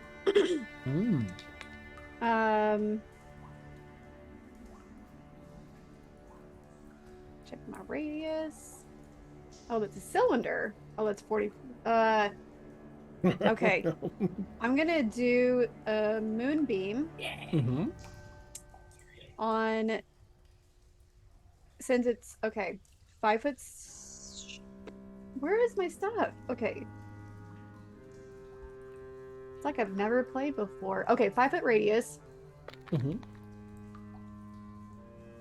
I don't think. It looks like they're not like the skull and the big skeleton. Are they close enough that this would hit them both? Yeah, this one is 10 feet over. I'm not sorry, it's where its chin is. So it's 10 feet over. So 5 foot, it would just be on the skeleton probably. Okay. Well, the skeleton pissed me off the most, so Yeah. it'll be on skeleton. Okay. And it. But I've also do use this. Must make a Constitution saving throw. Okay. And if it's a shape changer, by chance, it's at disadvantage. Okay. All right. Now, does it have to do it right now, or is that when it first time it enters On a it, turn. or starts its turn in there? Yeah. Since it's not entering, it's put on it. When it starts its turn, it'll have to do the save. Okay. Okay. You have time to reconsider if you want to. Nope. You don't have to. But... Nope. Okay. Nope. then bonus action. Hmm. Oh god, can't really do that. I'm gonna summon Gregory. Okay. That's been a hot minute, Right. and I'm right. going to have him Mhm. emerge right on top of the skeleton, the skull next to Big Skeleton. Is that the one that's more damaged? This is I the thought- one that's mostly damaged here. Not Okay. next- I want it on top of the one that's most damaged. Okay. Yep. I can do it to either side. That's not a spell, is it? That's just a class thing. Yes. That's a wild. Instead of my wild shape, it's Right, okay. summoning. Nice. Yes. And oh wait, well it's showing me I can use it as my bonus action, but I guess I can't. I'm sorry. The only If it's a spell, you can't. But No, it's if not- It's just a it's class not a thing. spell. You should. Yeah, you've got your bonus action. Then you should be able to do it. No, I can't. That's only to Oh. command it. I'm sorry. It's been a hot minute since okay. I've done Gregory. I'm Yeah. sorry. nope, So that's right. Gregory's on the sidelines and ready. there you go. And I guess that would be my turn. Okay. Yep, that's all I can do. Right. Down. Ready. Dia. You're up. Yes. Okay. I would like to move toward the big skeleton on the outside of him. This will put you Yep. in melee with it. Yeah. One more square up to the This one? side of him. Or over here. One more square like toward him up. There we go. Yes, I Okay. understand that will put me in melee, Mm-hmm. but I am now going to cast lightning bolt in a line. Oh, nice, nice. I will also be spending 3 sorcery points Mhm. to heighten the spell and give the large skeleton disadvantage. Oh, okay. What is this? A Dex save? Double checking right now because I'm Mhm. going through multiple pages trying not to freak out. Yes, it is each creature in the line must make a dexterity saving throw. It's a 100-foot line, so Okay. Ooh. Oh wait, they have disadvantage. only Okay, the skeleton. I the can only target skeleton. one. Okay, that is a 17 with disadvantage for the With skeleton. disadvantage? Damn, my Mm. DC is 15. So. Oh, at a dirty 20 on the last one. Mm, And then the skull it also has a 17. okay, so they will take half damage. Actually, there's an interesting thing that these have, which I missed on Oh the fire thing. no! If they make a successful save against a spell, Okay. they reflect it. Okay. Now they can't both do it because Wow. only one can reflect, right? It wouldn't hit the other button. Yeah. And they choose the target. Okay, if the Oh, spell forces save the, so they bend this lightning. And it just, you see, it doesn't move. Still has its hands up here, but this sort of ching, aura of magic pings up like crystalline structure and arcs the electricity over in a line through. Wow, that's right through everybody. Target Faora. So I'll need. Okay. Rage Question. Yeah. Question. Uh-huh. It's full bullshittery. I still have my reaction. Can I counter? I mean, I know it'll completely immune my own damage, but can I counterspell my own magic so that it? Counter spells. That's tricky because I think that's a reaction. It You can't is. take it during your. I see. You're ending your can't turn take it abruptly. during- See, it is full bullshittery, so I just don't want to. Let's allow it because we're about to plow through 3 friends with lightning bolts. So let's. Here's what I'll do. Okay.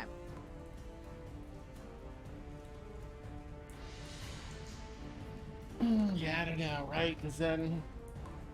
If not, that's totally okay. We deal with the drama as it comes in.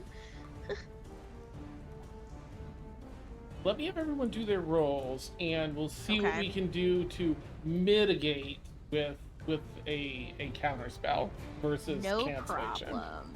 All right, so that's it's just Tuna, Feora, and Ladrin. It'll have to be this. And Okay, it's this is a a dex dex save? save. It's a dex save. My DC's pretty low though, because haven't maxed out my charisma yet. So it's 15. Alright, Tuna, what'd you get? 22. Ooh, Oh. okay, so that for now will be half. Ladrin?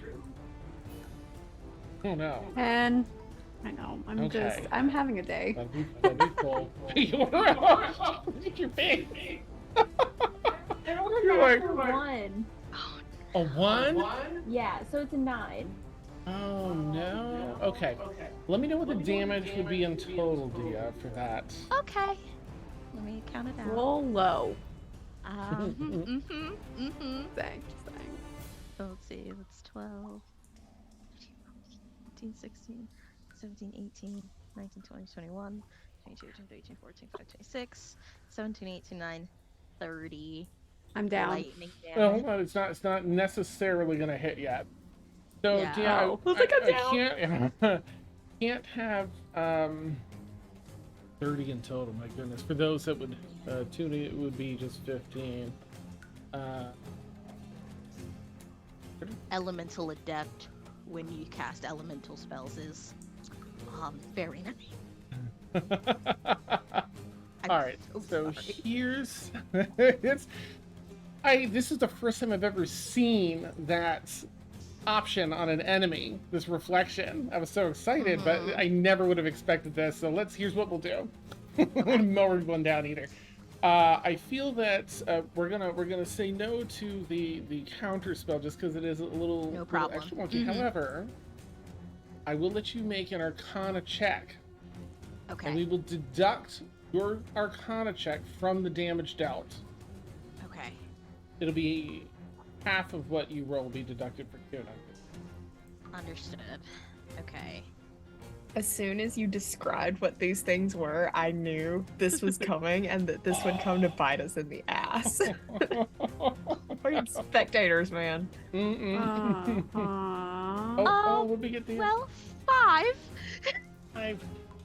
Okay, we'll just let that be all around 5, because that's too low for me to Okay. have for Tuna. So, 25 points of damage to Feora. 25 points of damage to Ladrin. 10 points of damage to Tuna. Do any of those skelly boys take any lightning damage, or do they Actually, regardless of if this one fails or succeeds, it's blown away. One of the skulls had 2 hit points, so it doesn't matter what it does.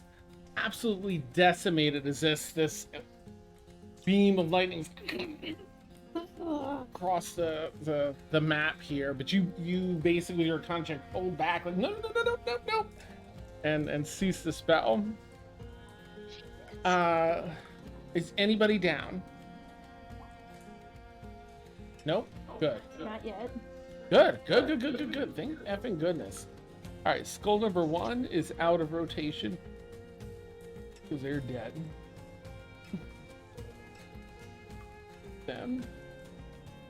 Okay, that was Dia. That brings us back up to the top, which is skull number 2.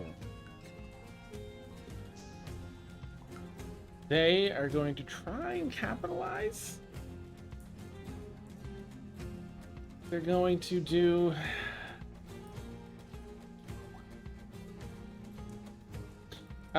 Dia, can you make a Constitution saving throw, if you would, please? Absolutely, I can. The ominous nature of this chamber just keeps in spades, like, making this really 17. nice. 17. Excellent. You once again successfully dodge. The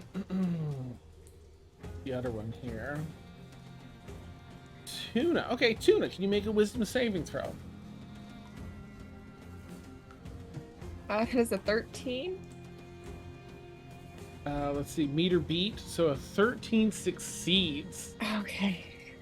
I was holding my breath there. You feel that confusion again, like, who's my friend? Who's my enemy?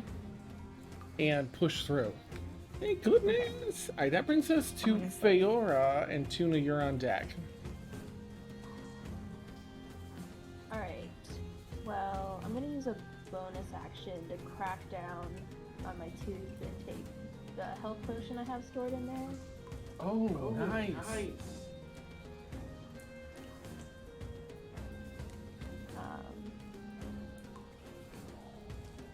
But yeah, after taking all that lightning damage,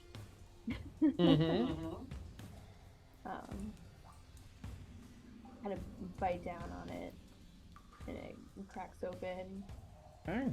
I think because you have it in your tooth, it's just a bonus action. Yeah. And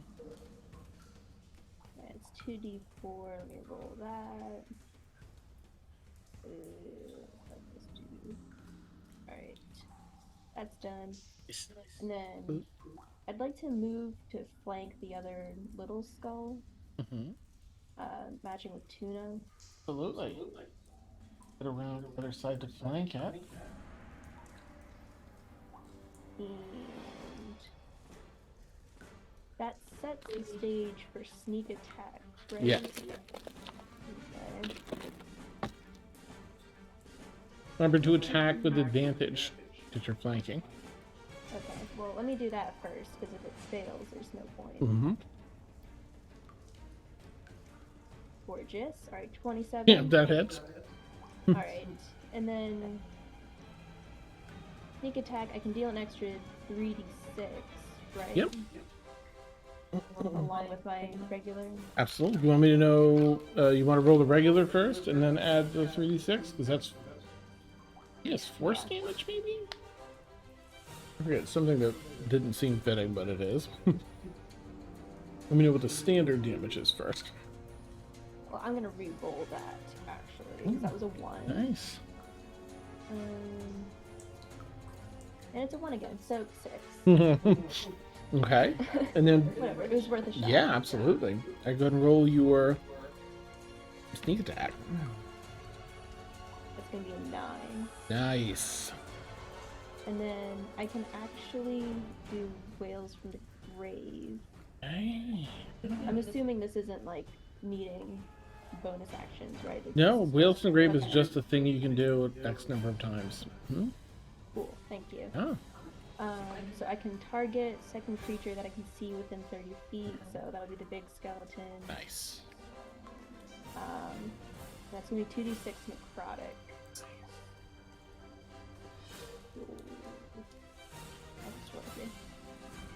And that is 8. Neat. Okay, you do notice that.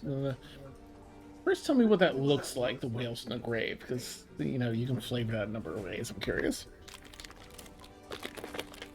Let's see.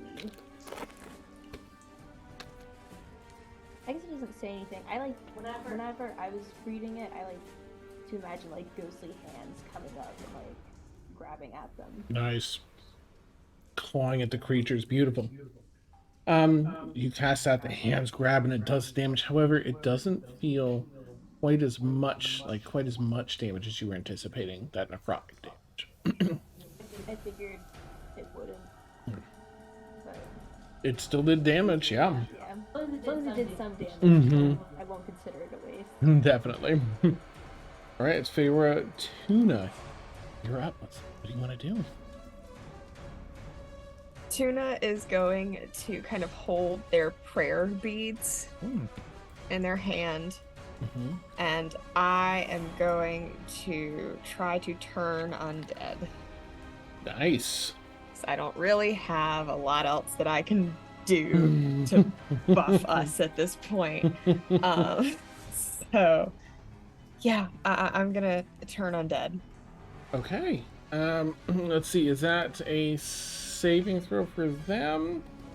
When undead seer half It or is lower a fails- wisdom saving throw.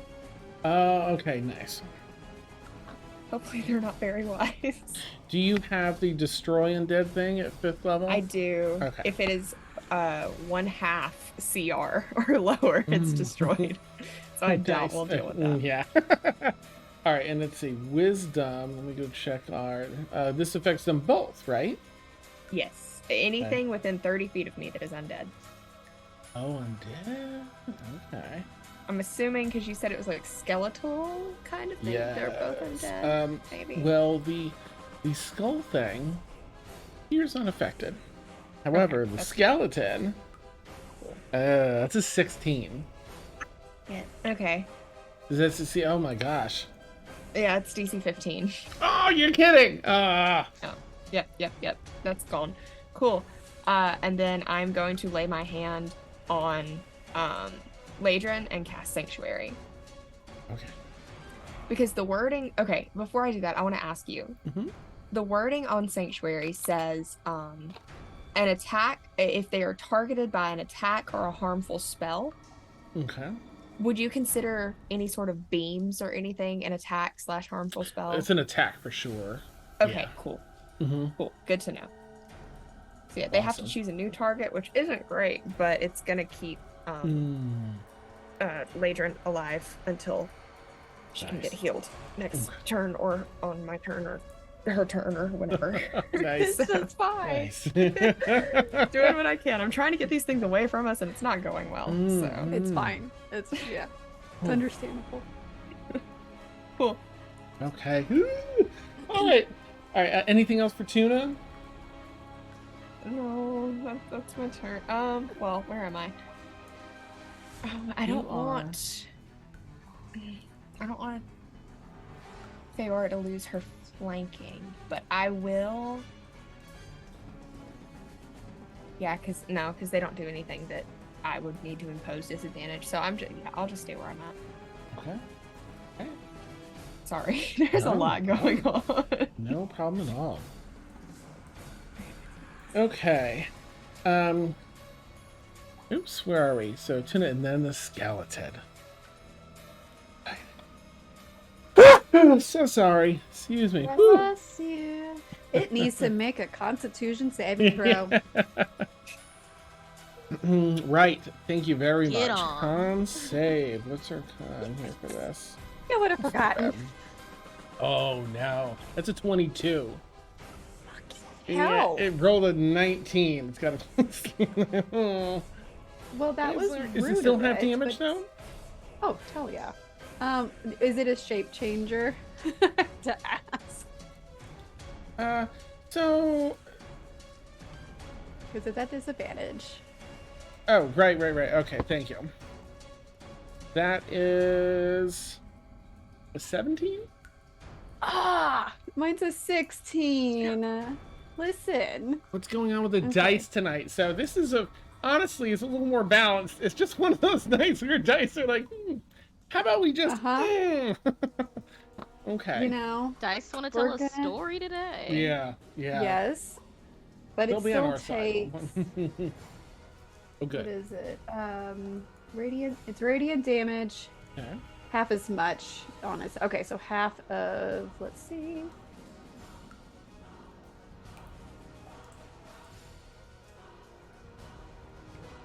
So 7 Okay. points of radiant damage.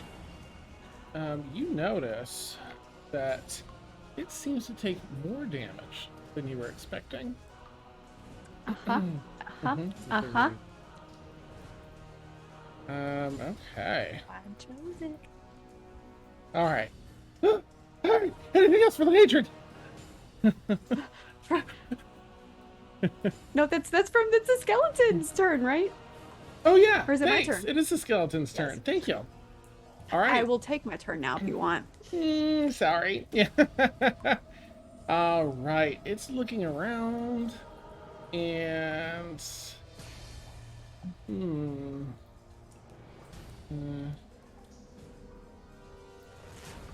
all right. It's gonna target.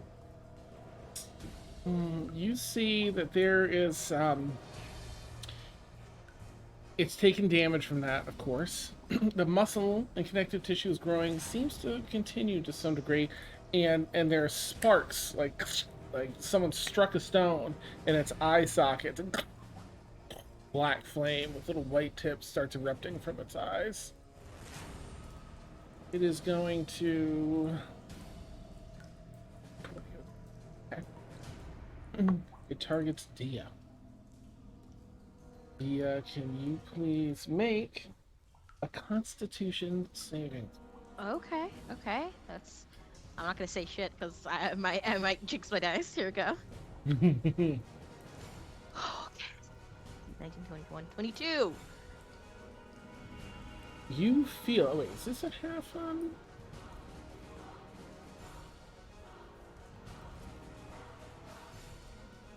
Nope. Okay. So you feel the life force sort of start to get drained, and you're like, no, no, no, nope, nope. You put up like your Arcana, whatever field you can to hold it at bay, and it does hold it at bay. Oh. That's all it can do. Okay. All right. Ladrin, now it is your turn. Okay. I'm leaving Moonbeam, so I'm concentrating on that. For my action, I'm going to. I don't think I can do that. Crap. All right. I can still cast another spell if I have another one up, right? Yes, it just can't be Your Moonbeam? concentration. Yeah. Mm-hmm. Yes. Okay. I will say you would know. Sorry, this is not me metagaming with Sanctuary. As long as you don't damage it, your Sanctuary will stay up for a minute. Okay. As long as you don't deal damage to anything or make a spell that affects an enemy. Which Moonbeam is already up, so I don't know if that would count. I don't know. Because it says cast a spell that affects an enemy. I already casted it beforehand. Right. If that That would be a means damn anything. question. Let's see. So, I mean, you are persistently casting it with concentration. So, you know, do what you want with that knowledge.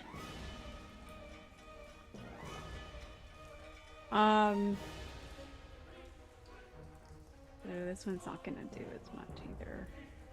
Well, You can move it to the well, other that's one with a bonus action. You can disengage it. not bonus. Oh, it's an action? Yes, it's an action to move it, but I wanted to stay on top of that skeleton. Okay, so next turn, when it comes around, that'll break your sanctuary. If it takes. Okay, okay. Just so you know. I'm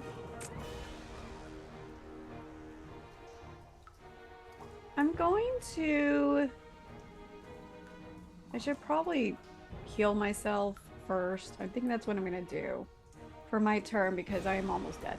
So I'm gonna do a second level cure wounds. Okay. Touch myself. And oh, that's 15. Okay, Nice. I will take 15 healing. So that's my action. Can I bonus? No, I can't do that. Okay, never mind. They really need a healing like cantrip. That would be cool. 3.5 has one where you can just heal 1 hit point. That's handy. And we would literally just like spam it like between combats when I played 3.5. We'd be like, all right, we're just gonna take like 30 minutes and just That's amazing. so stupid. I was like, I would love to do bonus action healing more, but it's a first level. So I think that's gonna be my turn because I can't do anything else. Okay. All right. Yes. Thea, you are up. Okay, seeing as the last one didn't go well, I am going to try to keep it to just spells that shoot out damage. All right, so the first thing I'm gonna do, I'm gonna try and shocking grasp big skeleton in Okay. front of me. Nice. So let's roll to attack. Okay, that is 17. Oops, that hits. Yep. Yes. All right. 2d10. Nice. Gosh, I don't know what 10s are. I have never rolled the 2d10 in my like aside from it. Okay, here we go. Okay, so awful.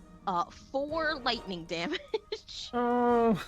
Oh my goodness. Yeah. Oh. Oh wait, sorry, no, that's fully wrong. I was looking at Oh. sparks. It's 2d8, not Okay. 2d10. So let me get the proper one, and maybe hopefully that'll give me a higher number.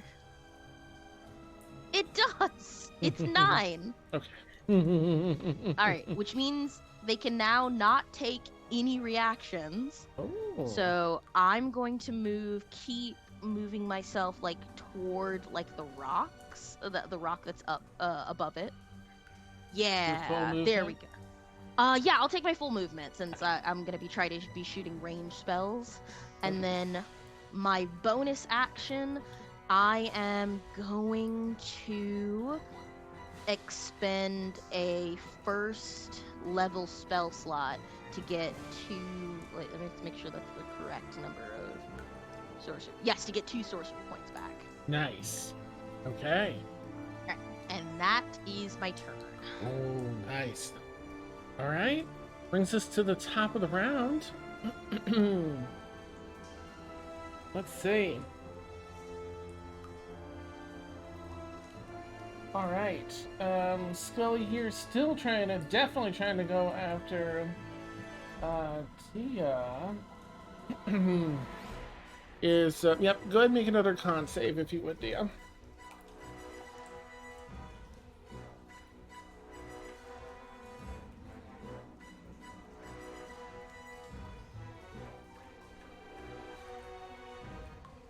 Uh-oh. Is that... Oh, you might be... You might be muted? Or maybe it's me? Yep. Oh, okay. Yep, I jinxed myself. I got a hot 6. Ooh, okay. Woo. Let's go. Let me write down my hit Oh point my maximum, my goodness. old hit points. Oh, I didn't like that. That's insane. There's no plus, thank goodness. 33 points of necrotic damage. You're struck for. Oh! You can feel just this rotting in some of your internal organs. Oh, your heart starts racing really fast. It gets raspy to breathe. Oh my stars. Yup. Okay, and one of its other eyes looks over to Faora. Faora, can you please make a wisdom saving throw? Sure, pal. What's that? Said sure, pal. Oh no. Ooh, how's a 19? A 19's fantastic. You start feeling confused again, like the lines blur between enemy and ally. No. He's my friend. Again. And you are safe. Woo! Faora, you're up with Tuna on deck. Alrighty, dighty. I'll attack the tiny skull again. Just The skull. get rid of Okay. that. Yeah, the tiny one. You still have advantage. Perfect. I love advantage. 24. 4 hits. Okay. 7 for the initial damage. And I'll roll a sneak attack damage. Cool, that's 17. Nice. And you That know hits. what? Oh no, I'm sorry, that's the damage, right? Yeah. Nice. And then I'll do 2 weapon fighting, so bonus action. Okay. Don't forget you have Whales of the Grave. I think you have a few charges. If you want to use them, you don't have to. Can I use that with the bonus one, or I guess I can. As long as it try hits, one. yeah. Okay. Alright, Alright, that's 7 points to the big skelly. Okay. Or whatever it actually is. If it's... Or the skull. Yeah, it's looking pretty hurt. Alright, do I still have advantage for the 2 weapon? You do. Cool. I like that. Well, I rolled the same number, but it's a 21 to Oh hit. yeah. Alright, then it's just a regular d6. Mhm. And that's a 6. Okay. All right. It's looking very hurt. My Very face. hurt. Sort of wobbling to keep itself up. Little eye stalks creeping around, blinking a lot now. Okay. All right. That's anything for Faye, or any movement rather for Faye, or I will stay where I am. Okay. All right. That brings up Tuna. Cool. Yeah, I'm just going to... Seeing what Moonbeam did to Big Boy, Mm. I'm going to reach my hand out and just guiding bolt Nice. Big Boy. Okay. We're just gonna do it first level. So that is a spell attack. Wish me luck, besties. Oh, that is a natural 20. Oh yes. Oh. Fuck my yes. God. Roll that So beautiful 28. 20. Yes. Nice. So yeah. Roll that again. You can choose double damage or double the dice. D&D Beyond does magically double the dice, and that's what I okay. prefer. Anyways, so that's 8d6 radiant damage. Well, he takes 34 radiant damage. What was once an assembly of bones, sinew, and muscle is now shattered shards of bone as it explodes from the damage, sending it sprawling across the cave floor against the cave wall in a pile of just scattered broken bones. That's it for okay. Skelly. Okay. That thing was scaring me. That just and doubled then- that too, by the way, with my energy. Oh boy. Nice. Bonus action. I don't think Shield of Faith is going to help here. So I am going to just turn to the little one that's left. Mhm. And I don't know if I can do this as a bonus action or if it would be an action, but I just want to look at it and I just want to say leave and try to like Nice. intimidate it. Could I do that? You as a can do bonus that. action? Go for it. Okay. We'll just have it I'm a not free great at action. intimidation, but that is a 15. Yep.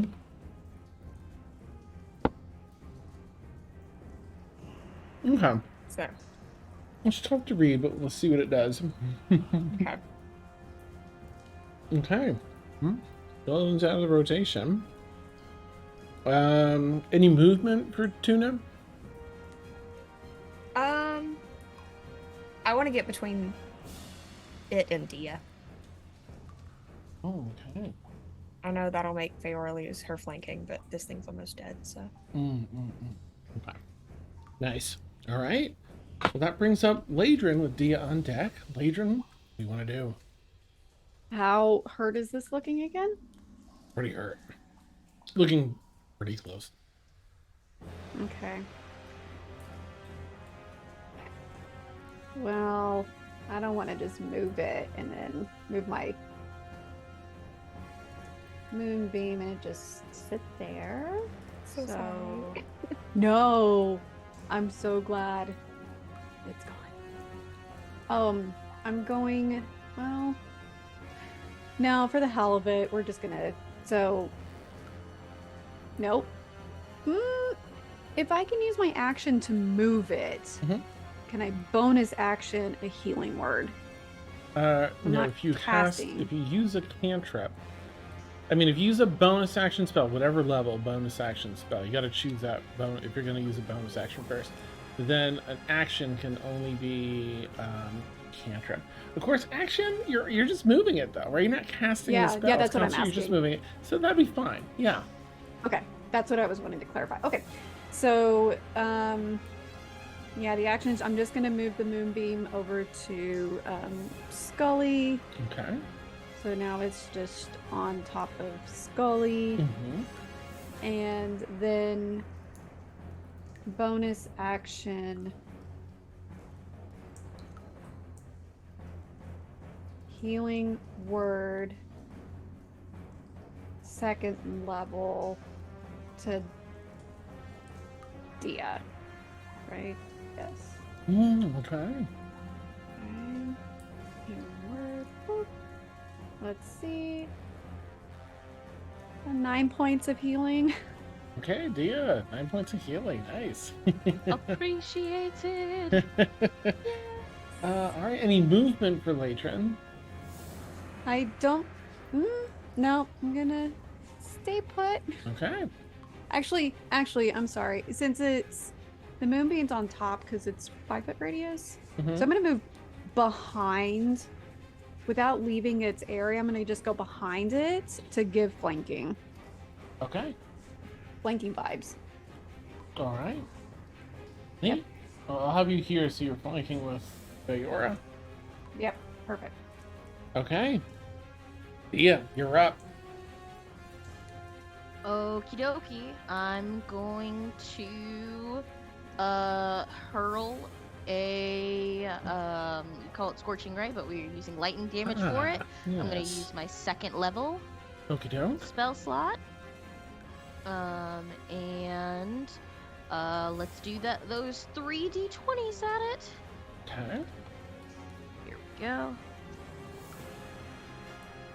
Okay. Oh no.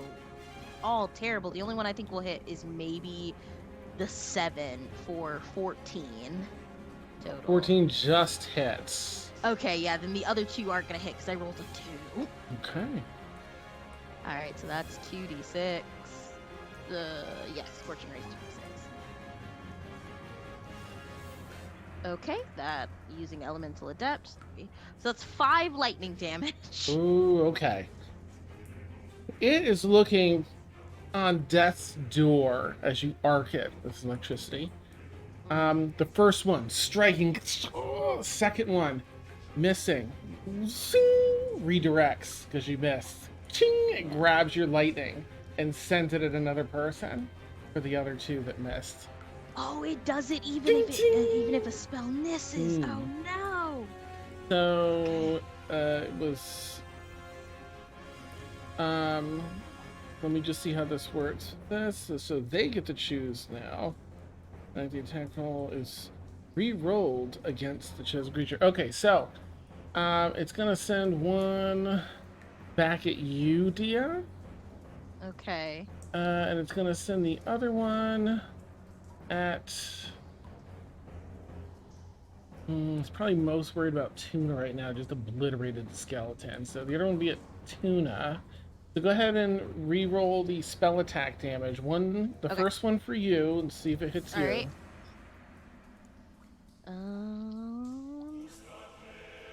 Okay. Oh, it would be 12, but I will spend a sorcery point to gain resistance to lightning damage. Nice. Okay. That's like- So definitely. So You 6. said Oh. nice, Yeah. nice. And And then attack roll it for Tuna to see if it hits Tuna's okay, 8. see if it hits. All right, am I rolling damage or if I'm rolling to hit? attack? Mm-hmm. Okay, let's roll one that's been rolling piss poorly. God damn it. Okay, that's a 14 with plus 7. Yeah, Tuna's safe. Fires four- off. Oh, that's It's- with the plus 7, not 14 plus 7. No, it is 14. Sorry, plus. I was counting for a Oh, second. I'm so 14 sorry. Plus 7. All right, 21. Yeah. Does that hit Tuna? Okay. It does. So go ahead and Okay. roll the attack for Tuna if I'll you would. choose these 2 different dice.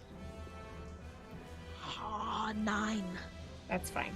Okay. Okay, I have a question. Yes. So would the creature that damaged me be the spectator in this scenario? I don't think so, only because it's a reflection. It's not actually casting it, it's just reflecting. That would Okay, even backtrack though to- it's the one that technically caused the damage. Yeah, I'm trying to 'cause hellish rebuke even it. oh, sorry. I think in this particular case it wouldn't only because Okay. even Dia has to roll the thing. So. Fair. Okay. Cool. Cool. I'm just Mm. trying to kill this thing. I know Right. it's just hanging on by a thread. Correct. Okay. All right. Anything else for Dia? Nope. I've used my bonus action. I've used my action. I'm here, causing problems and trying not to freak out about it. Nice. All right. I'm just gonna have to roll because I don't know. I just don't know. Is it the skull's turn? It's back up to the skull's turn. It needs to make a Constitution saving throw. Okay. And if it's a shapeshifter, which I don't think it is. This one is not. That's cool. plus. I can close this other one because that's dead. Plus, I'm sorry, what roll was it? A con save. Okay, 17. Oh, god damn it. Okay, it'll still take half. Actually, ting! It reflects the damage because it succeeded. Back to Latrin. You go ahead and wait, hang on. Let me see. Do you get to do another? All right. This is a chosen creature to make. Okay, so you get to make your own save against that spell, Latrin. Oh dear. Well, of course the D&D dice would do the terrible Oh, too. no. I failed.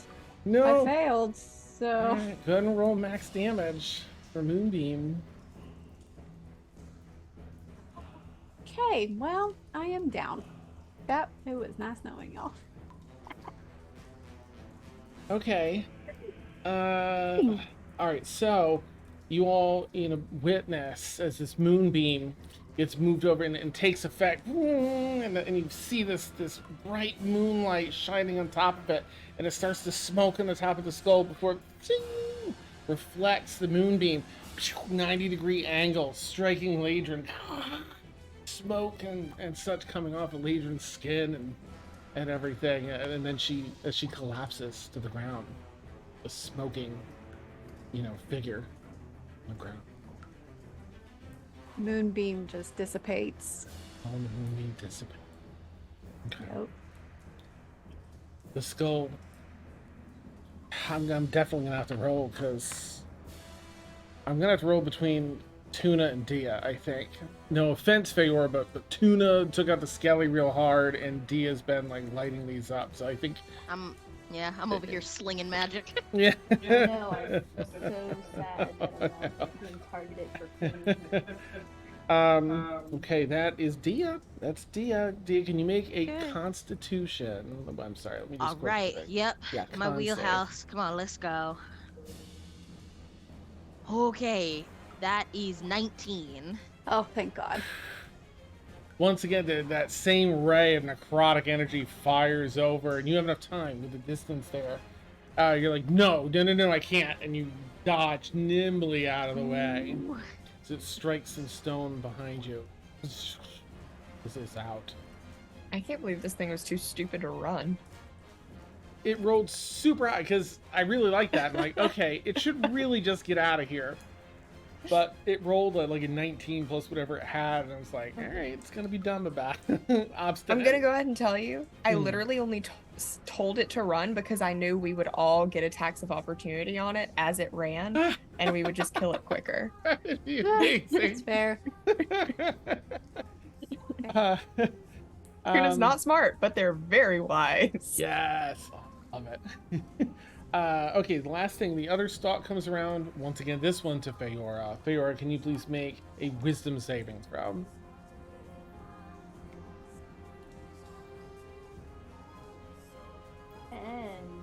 And okay, the lines blur between friend and foe.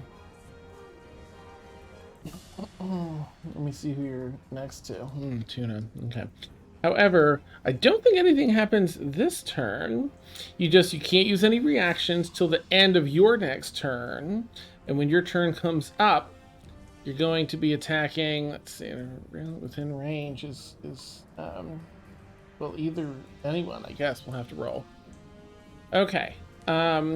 So, oh no, your turn is next. Okay. So, Fiora, can you roll a d4? 1 is tuna. 2, you wouldn't get 1 or 2 is tuna. 3 or 4 is Dia, because you wouldn't attack Ladrin who's unconscious. I'm not going that hardcore with this. I mean, that would be kind of You don't funny, need to though. die. Yeah. No, that would not.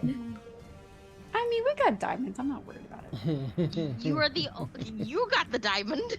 I know. They're in my bag. Nice. Alright, what'd you get, Fiora? Alright, it's a 2. 2. Alright. But that's better, because Tuna's got the highest AC. So go ahead and make an attack against Tuna. Son of a bitch. Does a 27 hit? Oh, man. That hits. So you Son don't of a have to bitch. do Whales in the Grave, but the skull is next to Tuna, so you do have to do sneak attack. Oh. You're joking. Sorry. You don't have to do your special flare stuff, but you do have to do the regular stuff that comes with it. Go and roll regular damage first. Hey, roll really bad for me, please. Yep. All Okay. ones. Okay. On those d6s. Yep. And sneak attack. And then, well, what's the regular damage? Did you let? 6. Alright, 6 for regular damage, Tuna. I'm still up. Okay, good. And then the sneak attack. I'm down. Oh no! I had 1 hit point left after that. Oh no. Fiora, Y'all what does that can't attack heal. look like? How do you take Tuna down? I don't want to take Oh, yeah. him down. It's part of the player. Alright. I think her eyes would be kind of glossed over.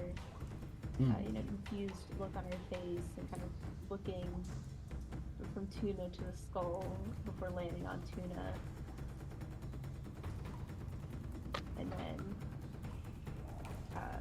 just like lunging forward and stabbing them. Right.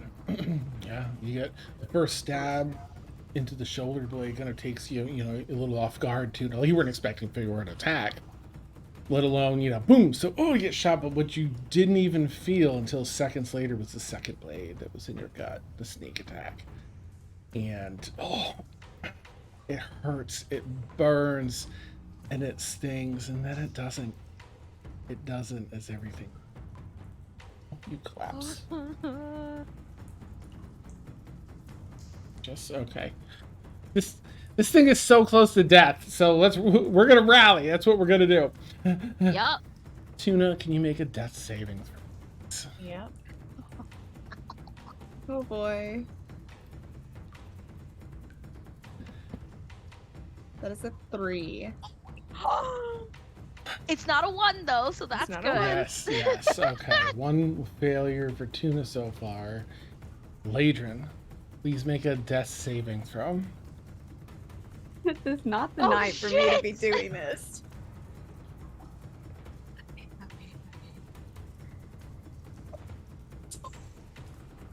Okay. What was it? Sorry. 12. Okay. 1 success for Ladrin. Dia, you're up.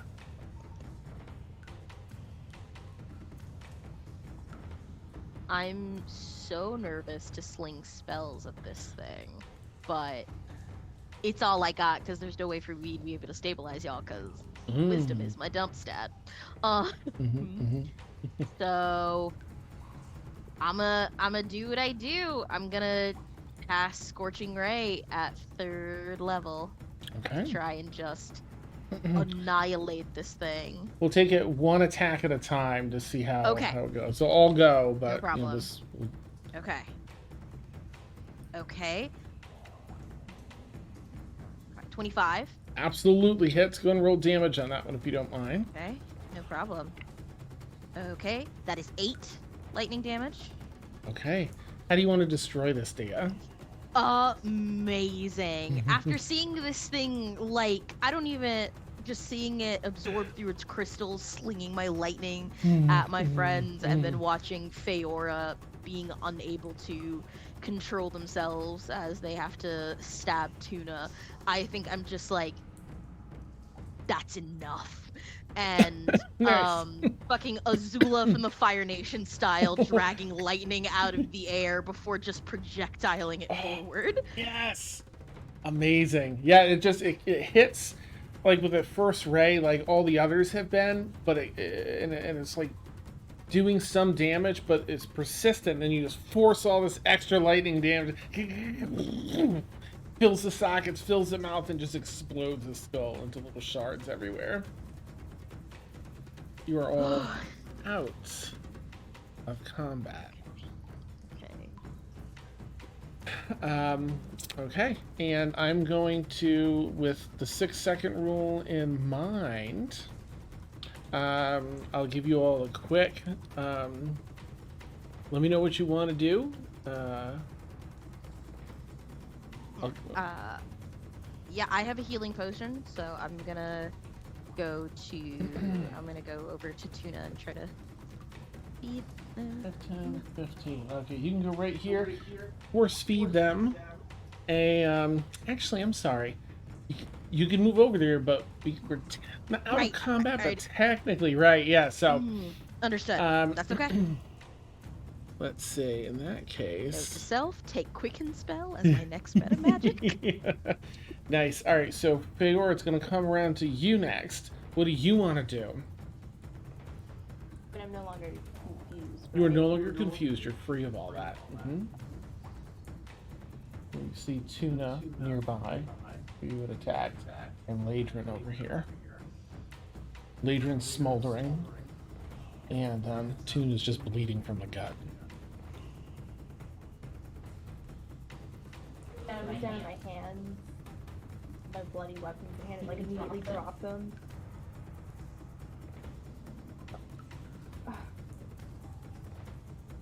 And then I'm gonna walk over, or no, I'm gonna run over to Ladrin to help her since he is at Tuna. Okay. How do you want to assist? You can make it there, no problem. I'm gonna force feed her a potion of healing. Okay. All right. Use your action. You can force feed Ladrin. You come back to life. You cough out some smoke, and a little bit of the potion, the blood. You're revived. You're sort of in Feora's arms as she's pouring that potion in your mouth still. Yep, just coughing stuff up. Okay. So it's going to bring us around. Tuna, you're going to have to do one more death save.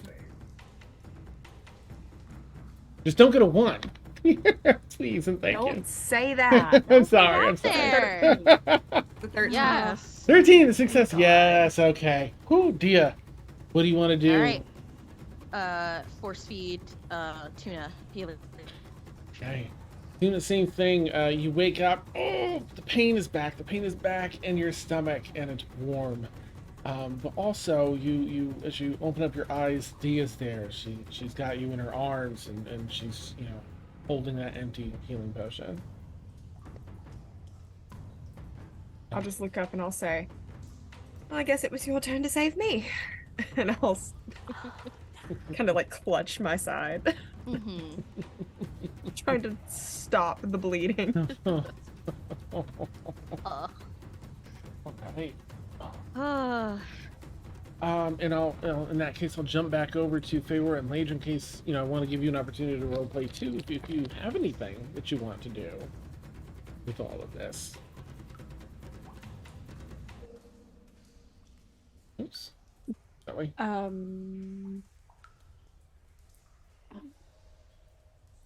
You don't have to, but if you wanted to. I think Feora would just help her to her feet. And Ladrin is, come on, without saying anything really, she's just going to put a hand on Feora's shoulder and do a cure wounds real quick at first level. That's an 8 healing. Thank you. Thank you. Oh, Red light still offering a soft red glow across everyone's faces, giving sort of a rather sharp shadows and relatively dim light of this space.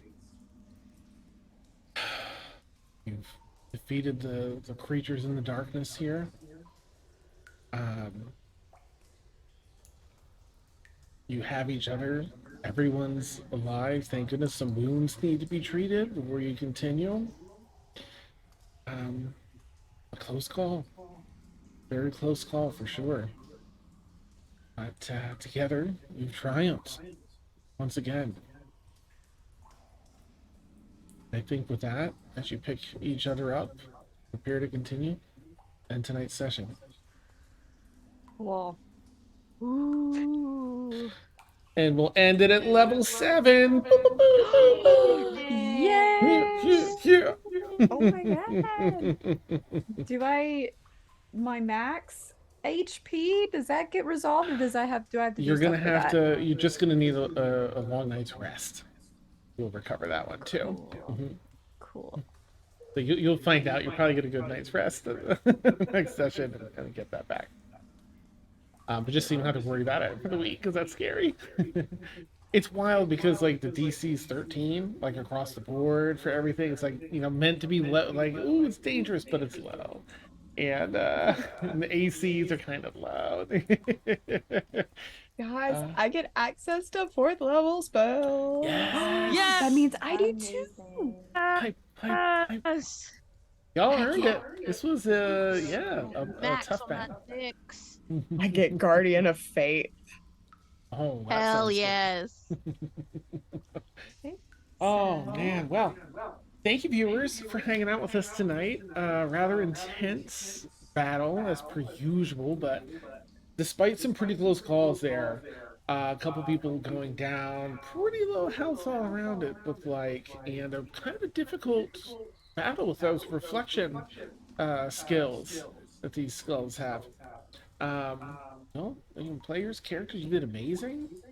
Uh, Looking forward to y'all, continuing through and making your way to Moonfell to get to the what's going on over there.